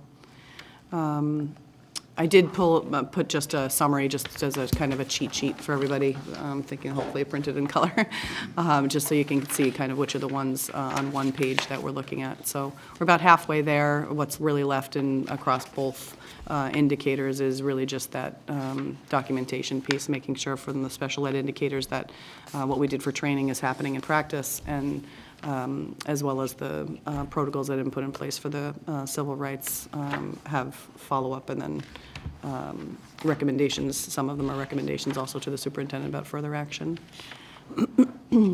So those are just the two summaries here. And then just other things I thought might be good for everybody to kind of know what's kind of coming or what has been ongoing really more for this year. We have had a lot of training this year, both at kind of community meetings for special ed as well as the CIT day. We have another couple of trainings coming on this CIT day. Almost all of the student support staff is going to participate in training on accommodations, modifications, and specially designed instruction, looking at kind of the difference between those things, and actually how to link a student summary to goals and objectives and what it should look like individually for a student's specially designed instruction based on their profile. And then we have a couple of other trainings also happening that day. There's one specifically for our ABA classrooms staff, looking at behavior supports and management, being led by a BCBA from SEAM, as well as McLean's Hospital is coming in, who support some of our social emotional programs in the district to do training regarding their anxiety mastery program, which they support, but this is a kind of a little bit more of a focused time. So trying to make it a little bit more individualized for the groups in different populations of students as well as teachers in the district that might require it. And then some just other things, looking to make sure that we are looking at our IST process. Brian and I have talked a lot about that kind of going forward, as well as the DCAP is kind of rolled into that. So utilizing the DCAP, making it more of a live document as it relates to the IST process in town. So does anybody have any questions? Yeah. I have just one. So how soon after the March 22nd date will we know of DESE's response as to whether or not these have been? The last date was 12/12, and we had the response within a week. I don't know that that's typical at that time of the year would be the only question. Our final date is May 19th was the original date identified for by us as the completion date for everything. And there's a March 22nd date, and then they put a April 19th date on a couple of things too. So I don't know if they're going to wait or what seems to be is I can kind of see when they're looking at it and reviewing each of the indicators, and if they've required more information or clarity, they've kind of reached out. So I knew before the date where we kind of stood on things. Excellent, thank you. Yeah. Any other questions? If I could just add, thank you again, Alice. I know that this is dense. There's a lot of information here, but at the same time, I think it's important for our community to know that our respective leadership, and in particular Brian and Alice, have and many others have been working very, very hard on trying to bring in line our programs and services. This is 3 specific areas, again, as a point of reminder for our community: special education, civil rights, and English language learning. And there's some work, there's no question, there's some work as a district that we had to do, and obviously Brian and Alice in particular, walking into these roles, have certainly dug in, and on your behalf, I know I'm so appreciative of the work that they have done. It's not over yet. There's more work to happen, but I think it's important, again, for our community to know that hard work is taking place. This is being taken seriously, and we're going to work to ensure that our programs and services, respectively in those 3 areas, are in line with what they need to be. And so we'll be back. Alice will be back and to give you an update towards the end of the year. And again, much more to come, but thank you, Alice, for your work. Thank you. That brings us to FY20 school calendar options. Within your packet, item number 7D, there is both a memo as well as a couple of versions of the calendar. And so just to speak to this quickly, the memo, this is the, well, I'm not sure if it's always the time of the year, but my sense that it has been, or typically close to this time of the year, in which the administration has brought forth to the school committee a calendar proposal for the following school year. So where we sit right now is, it's hard to wrap your head around it, but for fiscal year 2019 and 20, is the point that we're at. The memo, briefly to just go through, touches upon some of the, I call the parameters around which this activity really has to revolve around. There's Massachusetts general law to some degree that's at play. There's locally bargained contracts that are also at play here that have to be considered. You have before you 2 calendar versions that are for your consideration. This is an item here that's not looking for any action for you to take this evening. So I suppose it could be considered to some degree of a first read, but certainly the time that you need to get to the point where, as a school committee, you do need to take a vote to ultimately approve a calendar for the following school year. Within the memo, you'll note that I tried to highlight a couple of the nuances or variations between the 2 calendars proposed. For members of the audience or the community that may be watching, version 1 really resembles what we have in place for the most part currently right now within the current school year. Not a lot of variation. The thing that, of course, also always can be altered or changed is the start time, which of course drives the end of school relative to whether or not there are cancellations for weather and such. The holidays resemble the similar holiday breaks that we have in place right now. Contractually, we have 4 CIT days, or curriculum improvement time days, that are half-day releases across the district. That is a contractual facet, if you will, but they are incorporated in here. One thing to note that is slightly changed is that the plan right now is to schedule the CIT days on the same day, hopefully felt to be of convenience and ease for families, but consistently and on a Wednesday has been selected. So that's it'd be fair to say that that's a slight change going forward. Version 2 is a little bit different. It still works within those parameters that we have to abide by, the total number of CIT days, the 180 days and so on for instruction. But it does propose a couple of changes, and just quickly to highlight those. Typically we start, in both versions, I should have pointed this out, we start the year prior to students arriving, where staff arrive 1 day earlier. Typically on that day, time is spent combined both in classrooms at the school level, and we typically gather as a staff here in the high school to more formally kick off the year. Version 2, you'll note, includes a proposal to add 2 days of early release to the beginning of the year, and to relocate the first of our CIT days, which more typically happens towards the end of September, to the first week. And in the memo, I try to outline some of the rationale for this version 2 and the proposal to include the half-day early releases. There's also, as you'll note in the memo, a comparison to try and call out some of the differences and similarities between the two. So I know there's a lot in here. Again, for members of our community, this is information that is posted online as part of the packet. I know there's always a lot of interest around the calendar, and so certainly with that, happy to take questions or comments that you may have on either version 1 or version 2, or a version 3 you might like to see. Question, sorry. Mrs. Burns. Dr. Brain, could you just elaborate a little further the rationality with regards to the proposed changes a little more as to why moving up the CIT from the end of the month to the beginning? If you can just share a little more thoughts with regards to, because there's some significant things we haven't had in the district with regards to the day before Thanksgiving and the half days the first week of school. If you can just share what your thoughts were in creating the second one. So. Sure. Well, really, I would characterize identify the primary difference is really trying to front load, if you will, some time at the very beginning of the year once school starts. We have in this district, and other districts share this, but there's certainly, I know, other districts that have more than one day at the beginning of the year, in which time is structured and provided for really ramping up and getting the school system off and running.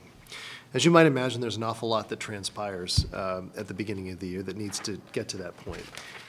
Far more than getting classrooms set up, but ensuring that records are in place, schedules are finalized, that teachers are well aware of the respective needs of their students on whether it be on 504 plans or special education plans, and making sure that everything is in place. And quite frankly, I feel the strain and the stress with that one day that we currently have, and I think that that's shared by others on our leadership team, best as I can tell from our many conversations about that. So this is an effort to try and provide for additional time professionally. The difference being that unlike early release days that say happen before Thanksgiving or before a holiday like this year before the winter break, in those situations when we enter into a half-day release or an early release, generally speaking, both staff and students are leaving at the same time. These days are really, that I'm proposing here, resemble more of the CIT days, in that students would be dismissed, but staff are staying. And it would provide rather an opportunity for, at the building level, at the department level, an opportunity again to sort of engage in that readiness work to get the year off and running. I do note in here, it's worthy to point out that, but this is far down the list of some suggested, well, with the weather challenges, you might recall, far different than our current time period, that extreme heat at the beginning of the year, boy, it might be best to structure ahead of time some early release time.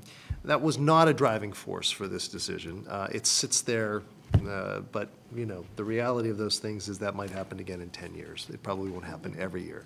But I do point that out, that should we find ourselves again in a similar situation where there's incredible heat and humidity, if we did go with a version such as this, those days would be, they would be built in. I guess the final point is the thought around moving that CIT day up I see as twofold. One, it does provide that additional professional time that I mentioned a moment ago, but also therefore, it allows the rest of the month of September to really flow without interruption once you get into Labor Day and then after that. So I think could perhaps be seen as a possible advantage.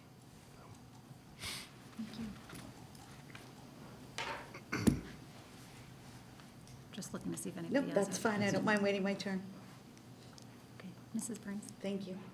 I really have to say, what I like about the second version especially is I think it's a step forward to have teams, staff teams, come together to discuss the time that we've always found difficult for staff members to meet to discuss the curriculum and those type of modifications, for teachers to really review IEPs and 504 so they know the character of their students within their programs. I think it's a step forward in trying to solve those time constraints for members to meet, to have those discussions. So I thank you for that. I think we still have work to do in that realm as it applies to, the collaboration of staff in building, in coming together as teams to discuss curriculum and lessons and things of that sort. So, but I see this as a very robust start to that concern that we've always had. As I've said too, it's and I leave this purely to your discussion, and I emailed you on it, was the 2 days after the new year. And I really don't want to approach, you have 2 days. I'm a little reserved in that sense. How prepared are students coming back after that week and a half off break, who as actually will be here in the school? I'm a little uncertain, and I know that I shared it with you, if they're going to be ready to learn, when, you're here for 2 days and you go back to a weekend. So it's just something we have plenty of time to think about that and crunch on it, and I leave that to your discretion, so. Yeah, no, and I do think it's a fair point, if I may, and when you start, it becomes interesting, I think, for the next couple of years, where the 25th of December falls, and that question of do you start the week, and knowing that we wouldn't be in session on the 24th, or at least unlikely. Do you bring back everyone for 1 day to start a week, or 2 days? And so where we're not in that place of breaking for 2 weeks, like is my sense of still most districts, but maybe not all, certainly, it does become which way is better to approach it. So I certainly understand where you're coming from. Nowadays, I think this is the next difficult thing to consider. And again, just an important piece that wasn't, although maybe briefly mentioned, is the second version does propose that it would be a non-school day before Thanksgiving. That's certainly, of course, happy to take your feedback on. I know some communities do that. I can't tell you that many do. That day there, I see that if you were to vote to approve that, I think has overarching benefits overall in terms of that being a full instructional day that is relocated in the calendar, if you will, or just think about it in any way you wish, tack on to the end. But certainly, it's understood that there may be feelings of tradition that are associated with that certainly can enter into the discussion, and again, ultimately, the final calendar that you so wish to approve. So. Mr. Ragsdale? A few thoughts on the beginning of the school. I really like and appreciate the idea of giving the staff more time to have these types of conversations. So when I first read the proposal about having the early release days and then the staff become building days so that the teachers have more time for coordination, I think that's sounds like a really great idea for for collaboration, just the ability. So much happening at the beginning of the year, and with 1 day to kind of get it all ready before students come back, I can see a lot of benefits in that. Generally speaking, I like the way that the start of school goes, that the first year we kind of ease the students back into it after this whole summer off, that 3 days the first week and then 4 days the second, coming after Labor Day, and then they get into the full 5-day schedule. But I am mindful that some people, especially in that first week, have some issues with the Friday that's off because that creates childcare issues. And that if we're having 3 early release days the rest of the week, then that also, because it's my understanding, I think the CARES is usually not running on early release days, and so that's a strange week if you have 3 early release days and then a day completely off to kind of just for families to work out what they're going to do with their kids. I mean, it almost some ways feels like an extension of the summer. It's like, oh, you have a week of morning school camp. that carries on from the end of August. And so I think that that's something that's worth kind of seeing how much impact that's going to have on families. I like the idea a lot for the benefits for staff, but I think that's something that we need to look at. Did you want anything on CARES? Or? This is Newhouse. We can always talk, we can always, depending on what version, we could always have a discussion with CARES and see what we can do there, especially at the beginning of the year. If I may just respond to very valid points, and the I did not say it, but the Friday off before the Labor Day weekend, as I understand it, has been I'll use the term historic or tradition here in Wilmington. It's my read, it's not a contractual matter or contractual issue. Whether or not that has deep roots, I'm not sure. You all around the table would far better sense of that. So I just wish to say that that's why it is resembled here as a day off before the Labor Day weekend. It's certainly understood in version 2 that this would have an impact on families, and so your points are. I certainly recognize the issue there. Yeah, I was just gonna. Along the same lines as Mr. Ragsdale is, I love the sentiment of giving the staff more time to collaborate. I do wonder if we may see some attendance issues because of childcare, and parents thinking, oh, it's just a half day type of thoughts. Will it impact our attendance in getting classrooms up and running properly and quickly if students are not here for the half days? You'd like to say? Can I say? Do you mind? If I Not at all. Not at all. Okay. I have just too well. You have to rein me in. So. Okay. I agree. I have the same. I really like the idea of the planning time, having a chance to really set up and do some teamwork. I think that's great. I also have concerns about that the students, people saying, "Oh, we'll just extend our vacation," because in some ways it's easier than having to do childcare for those half days, and so the absentee piece, and then also the leaving families in a little bit of a lurch. So I won't say anything more about that, but I do have a question on page 3. 829 is not listed there. Is it somewhere else? Am I missing it? Because it would it be for a CI, would it not be? I'm sorry, so on version 2. Yes. Should it be there? And then would that actually be? 829? August 29th. Am I missing something? So it's a half day. So 27, 28, and 29 would all be considered half days, but it doesn't fall into this bucket. The CIT day is August 28th. Right. I'm sorry. So I'm where's, missing. do you know what I'm saying? I'm sorry, I don't. So August 28th is the CIT day. In version 2 that's proposed, yes. What's August 29th then? Oh, an early release. And so that wouldn't be here. The distinction is that on a CIT day, I didn't point this out, I don't think, contractually, staff they stay 1 extra hour beyond what they normally do. Understood. So that was I had to get there myself. Sorry. So that's the designation of that August 28th. And that's important, again, as I've learned, in bringing together staff across the district where we don't have aligned start and end times. Mm-hmm. So that extra hour is quite important. So that was the designation of that. Is that? Yes. So just to follow up on that, so on the 27th and 29th where the children will have a half day, is it expected that the staff will need to stay? That would be the intention. Yes. As if it was a full day of school? A regular work day, correct. Okay. Yes. Not an extra.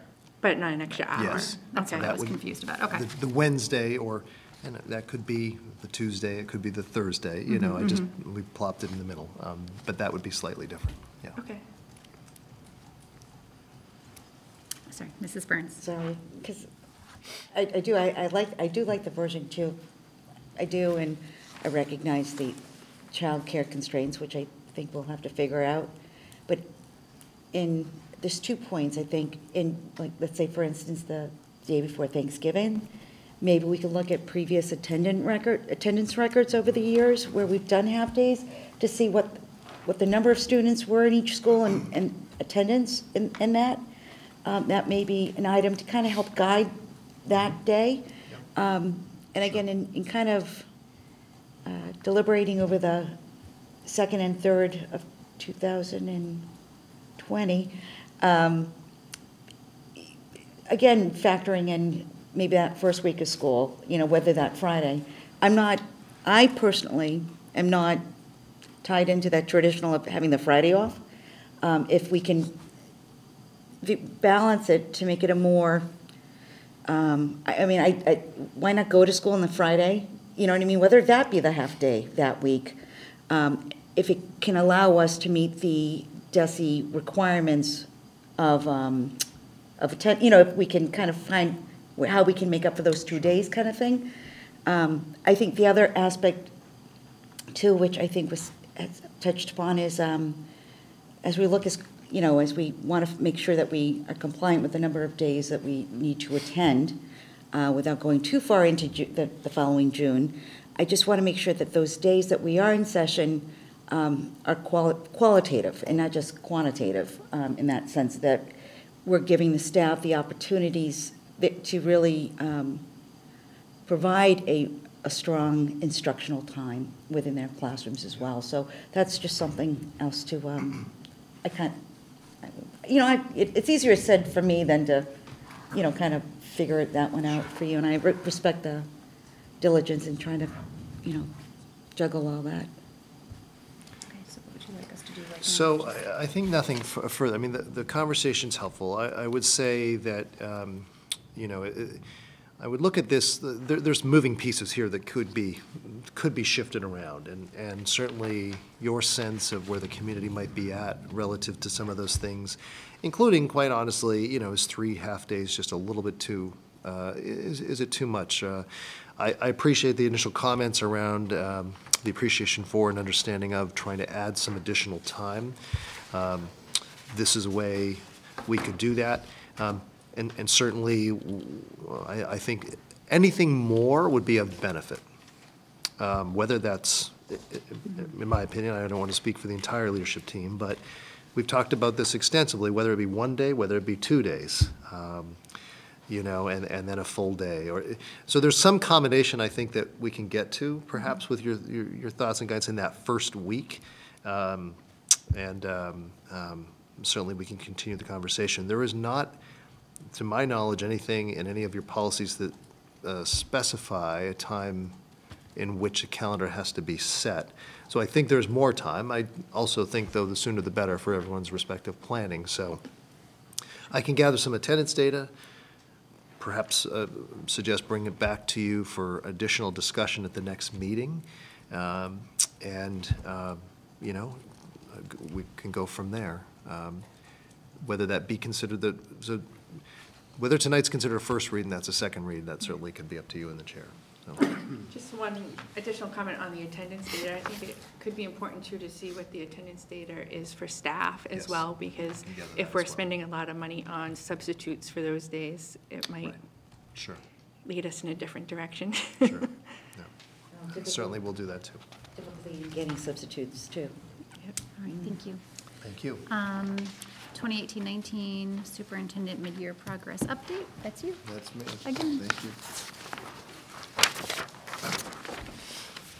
Well, Alice really did goal number 2, so we can fly through that.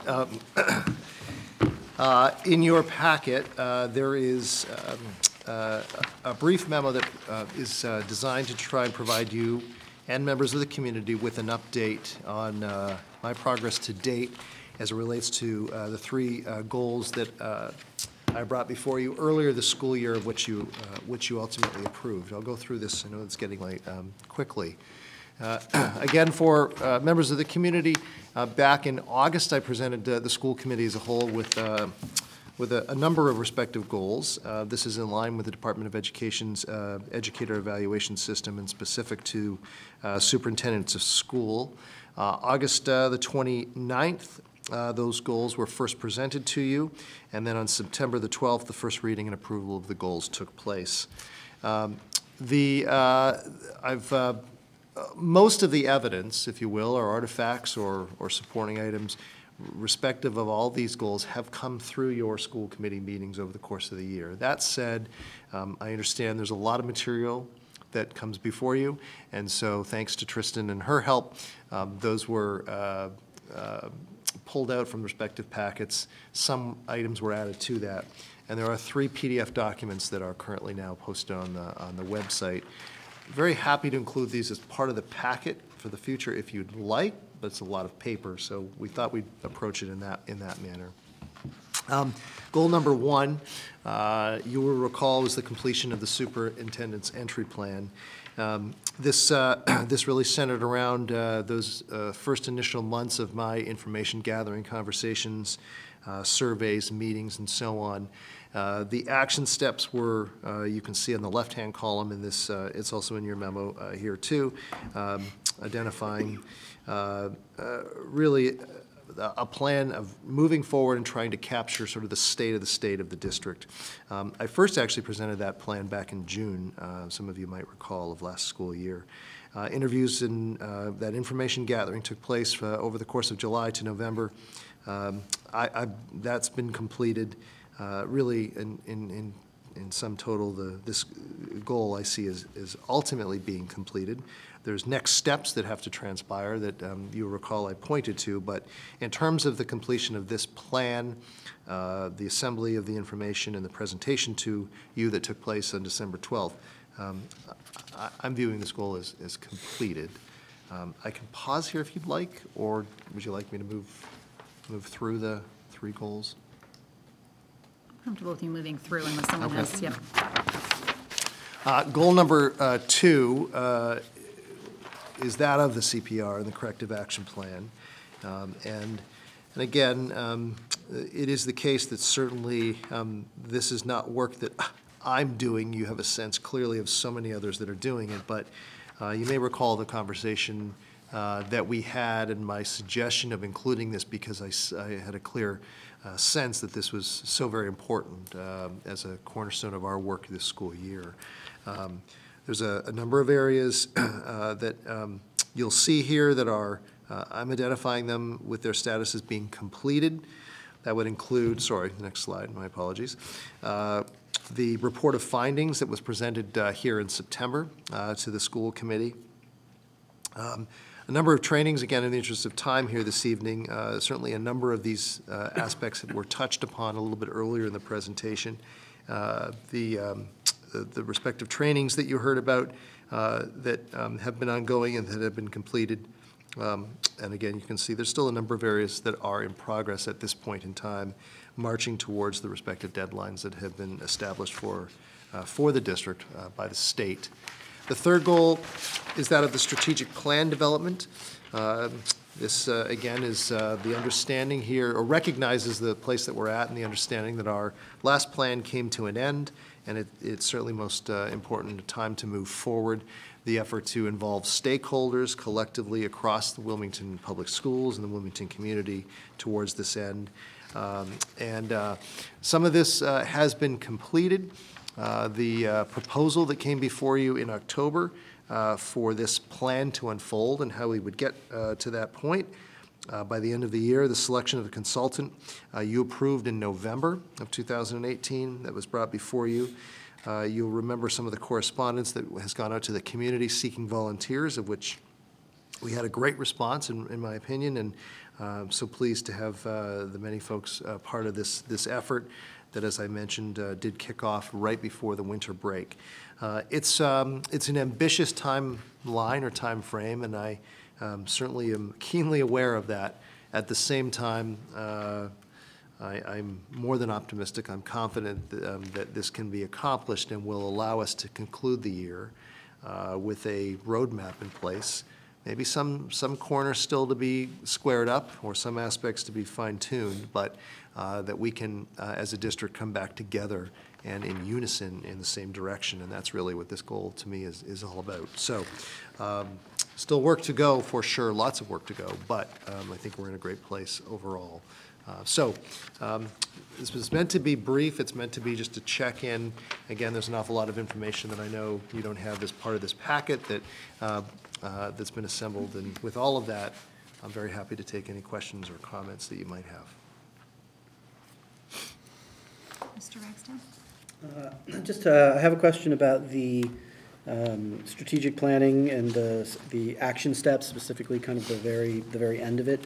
So the last step listed is the leadership and planning time meetings, which are, have commenced and will continue on through May. Probably haven't just gotten into this with Dr. Likas as much, but when it comes down to actually, putting words on paper, like at some point, there's a lot of, visioning and strategizing, but in the end, someone needs to actually put words on paper and write this up as an actual plan for us to eventually discuss and vote on. Yes. Where does that occur in this process when we actually ultimately produce a document? Yeah, that's a really key question. So I did think about including that, but I wasn't certain on the timeline exactly and how that would align with the respective school committee meetings that are planned. And so I opted to just leave that, the most important part clearly off, but to see where exactly we get to relative to the work that still has to unfold with this group. As an example, we have our meetings set. Gosh forbid, we have school closure. And then what happens? So I'm hopeful and entirely optimistic that the plan that's been in place that will bring together these 60 people with Lori will take place as planned. But then it's sort of fine-tuning that endpoint, the review point, the documentation that's out there for public consumption and thoughts and feedback. So, but all of that being said, it is still my intention that we conclude this year with a plan that's, even if it's considered a draft that's brought to you for initial feedback, at some point there in May, June timeframe.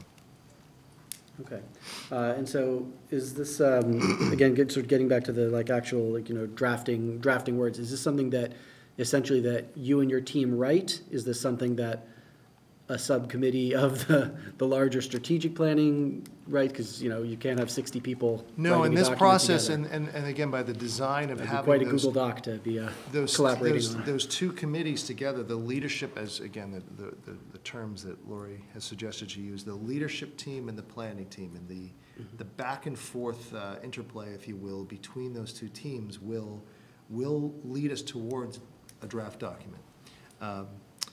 How exactly that's finessed will, is still to unfold and to see Lori do that, and that's why I'm so thankful that she's on board helping guide this process, especially with so many people. But I remember vividly that part of the discussion that I think I had with her alone, and maybe it wasn't with the larger group, around that bouncing back of the ideas, the bouncing back of the main points in the plan that she orchestrates between the leadership team and the planning team. And there'll be that back and forth, not tug of war, but back and forth interplay that will lead towards a draft document that will then come before you as a committee ultimately to hopefully approve.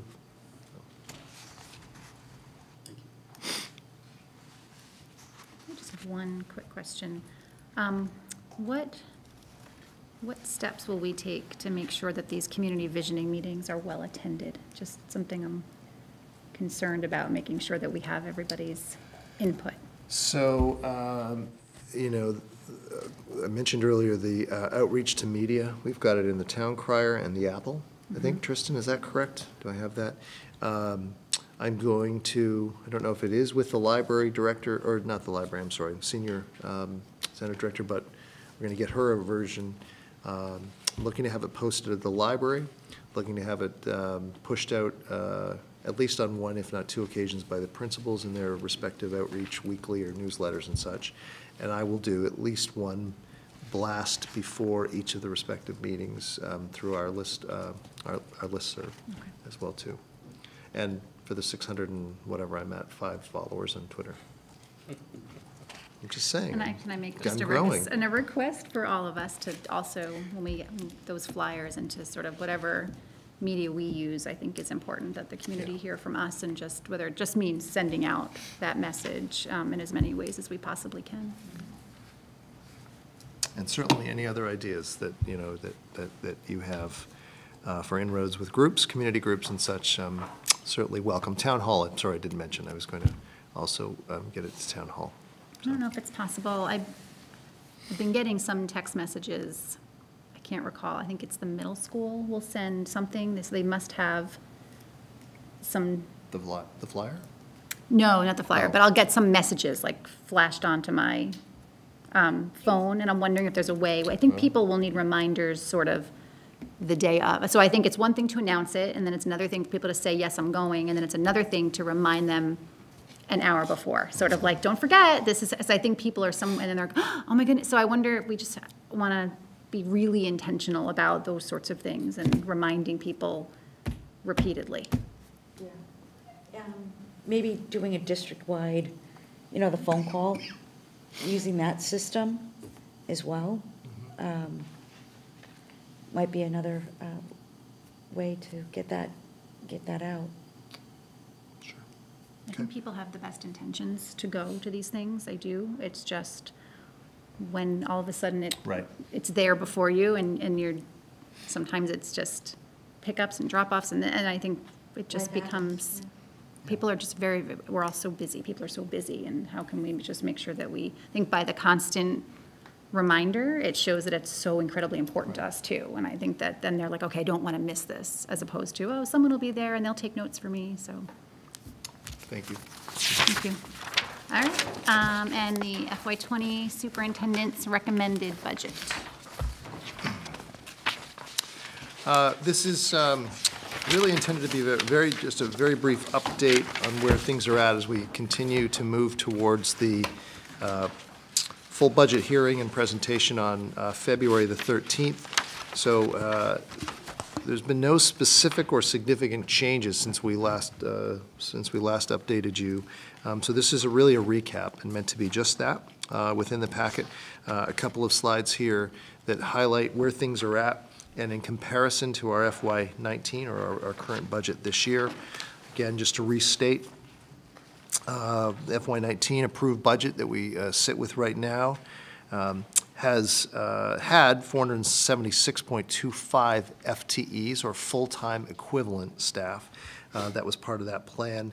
As pointed out previously, there were some fluctuations or increases, adjustments that were necessary, mostly, if not entirely, all around compliance. So that did elevate the FTE count that you can see here on that slide to 484.85 FTEs that we currently have in our employ right now. The budget changes at the bottom of the slide are highlighted there, and we'll talk more specifically at the next budget meeting around where the plan is relative to where we're seeing and recommending these proposed reductions take place, but driven by enrollment as we continue, as you would, I know, hope we do, to carefully track that, and we continue to carefully track that going forward. So the plan right now that sits within the recommended budget for fiscal year 20 includes 478.35 staff. Salary changes are highlighted here very briefly on this slide as it relates to the starting point of fiscal year 19's budget. And you can see the breakdown there, thanks to Paul and his the great budget detail, highlighting it in the aggregate for all of the moving parts there from the salary standpoint. And the percentage change you can see there of 3.57%. The non-salary changes are captured on this slide here. Again, of note, and has been mentioned before, one of the important storylines as it relates to the increase in this area sits within the tuitions, special education tuitions and other, just under $400,000 combined. Certainly a very sizable increase that we are planning for. You can see some of the other budget lines there that we're contending with to continue the level of service that we have, from transportation some of the other shifts around electricity, mentioned briefly, a smaller piece, but just, again, to try and plot all that out. Respectively, the percentage change right now sits at 5.56% increase over fiscal year 19. So in total, there's a budget comparison on this final slide between the FY19 budget for salary and non-salary compared to the FY20 budget, which stands at just a little bit over $42 million at a 4.00% increase. I'll remind the committee that thank you to the support of our town manager and the discussions that Paul and Brian and I have had with him. We were presented with a 4.2% increase over the current year budget, but based upon a continual scrubbing, a review of our numbers, we believe that with a 4.0% increase, we can provide and deliver the level of services based upon the known needs, resource needs that we have at this point in time. Capital requests follow. They're extensive with the tracking that certainly usually goes into trying to gather a snapshot of where we're at and the respective identified needs going forward. Too many to go into in great detail tonight unless you'd like, but certainly there's a number of technology items that are identified in here. You'll see, and I'll point out the VoIP telephone system project. This is the middle school that is here, and you see that has disappeared, if you will, for fiscal year 20. That change, that adjustment rather, with the belief that that project actually now is at the conclusion, at its conclusion. We continue to, and we will continue certainly, to carefully monitor and review all of these capital lines, especially as it relates to the direction we're heading to, hopefully with your support of the budget moving forward, bring on board a director of technology to get on track with the respective technology aspects that show up in the capital request. And here's some more here as the planning out goes. So with that, happy to take any questions or comments that you have, or for Paul. Again, meant to just be an update. Work continues, and certainly marching towards the February 13th budget hearing that will be here that evening. Questions? Mr. Baxter? On the salary change page at the front, I guess it's the second or third slide. Can you or Mr. Ruggiero talk a little bit about the replacements and reductions, the cost savings? Where, just kind of like a generality of like where those are coming from? Please, yeah. I mean, the replacements are typically if someone retires or leaves after the budget's been approved, excuse my voice, after the budget's been approved, if we hire a new employee to take that person's place, typically lower salary, so there's some benefit there.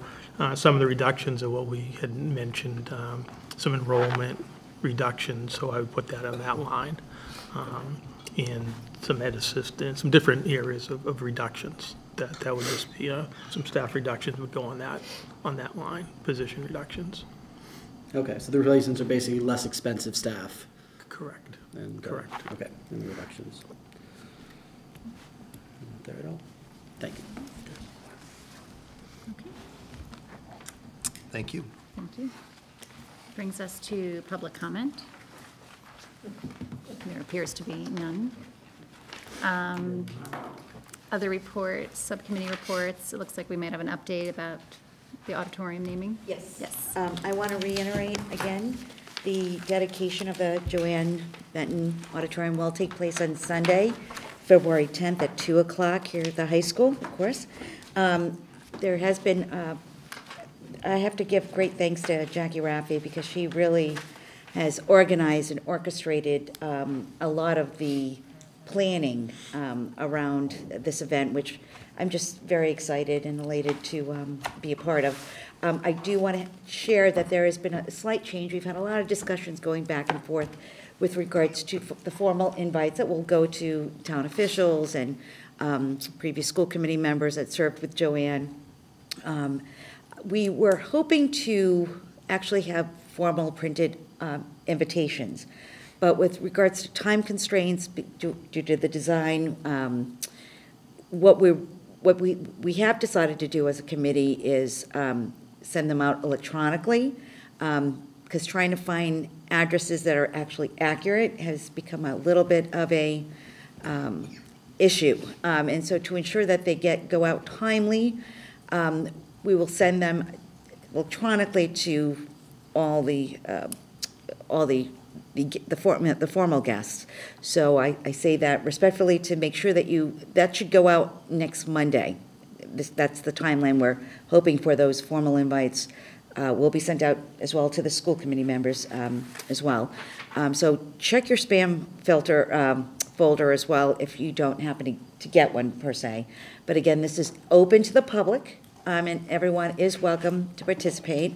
Barbara Meddy wasn't a part of our last meeting, but I hear she has got it well organized and has her program set up and situated with our students to showcase everything that Joanne Benton dreamed the auditorium would do and would be a showcase of our students and the talent. So I just wanted to share that, and we will be posting it to all the social media outlets, the town crier, hopefully to post it within our public buildings, town hall, our schools, library, of the events, so that we can ensure that everybody is aware and can participate. So we're looking forward to it for February 10th.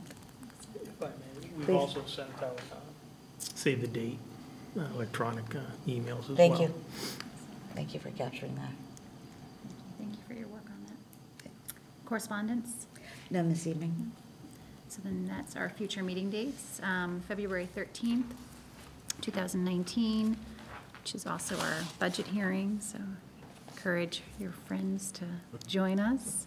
And February 27th, 2019. And if there's nothing else, one last motion for adjournment. I'll Mrs. make a Burns? motion. Second. Mr. Talbot, all in favor? Thank you. Thank you, everybody.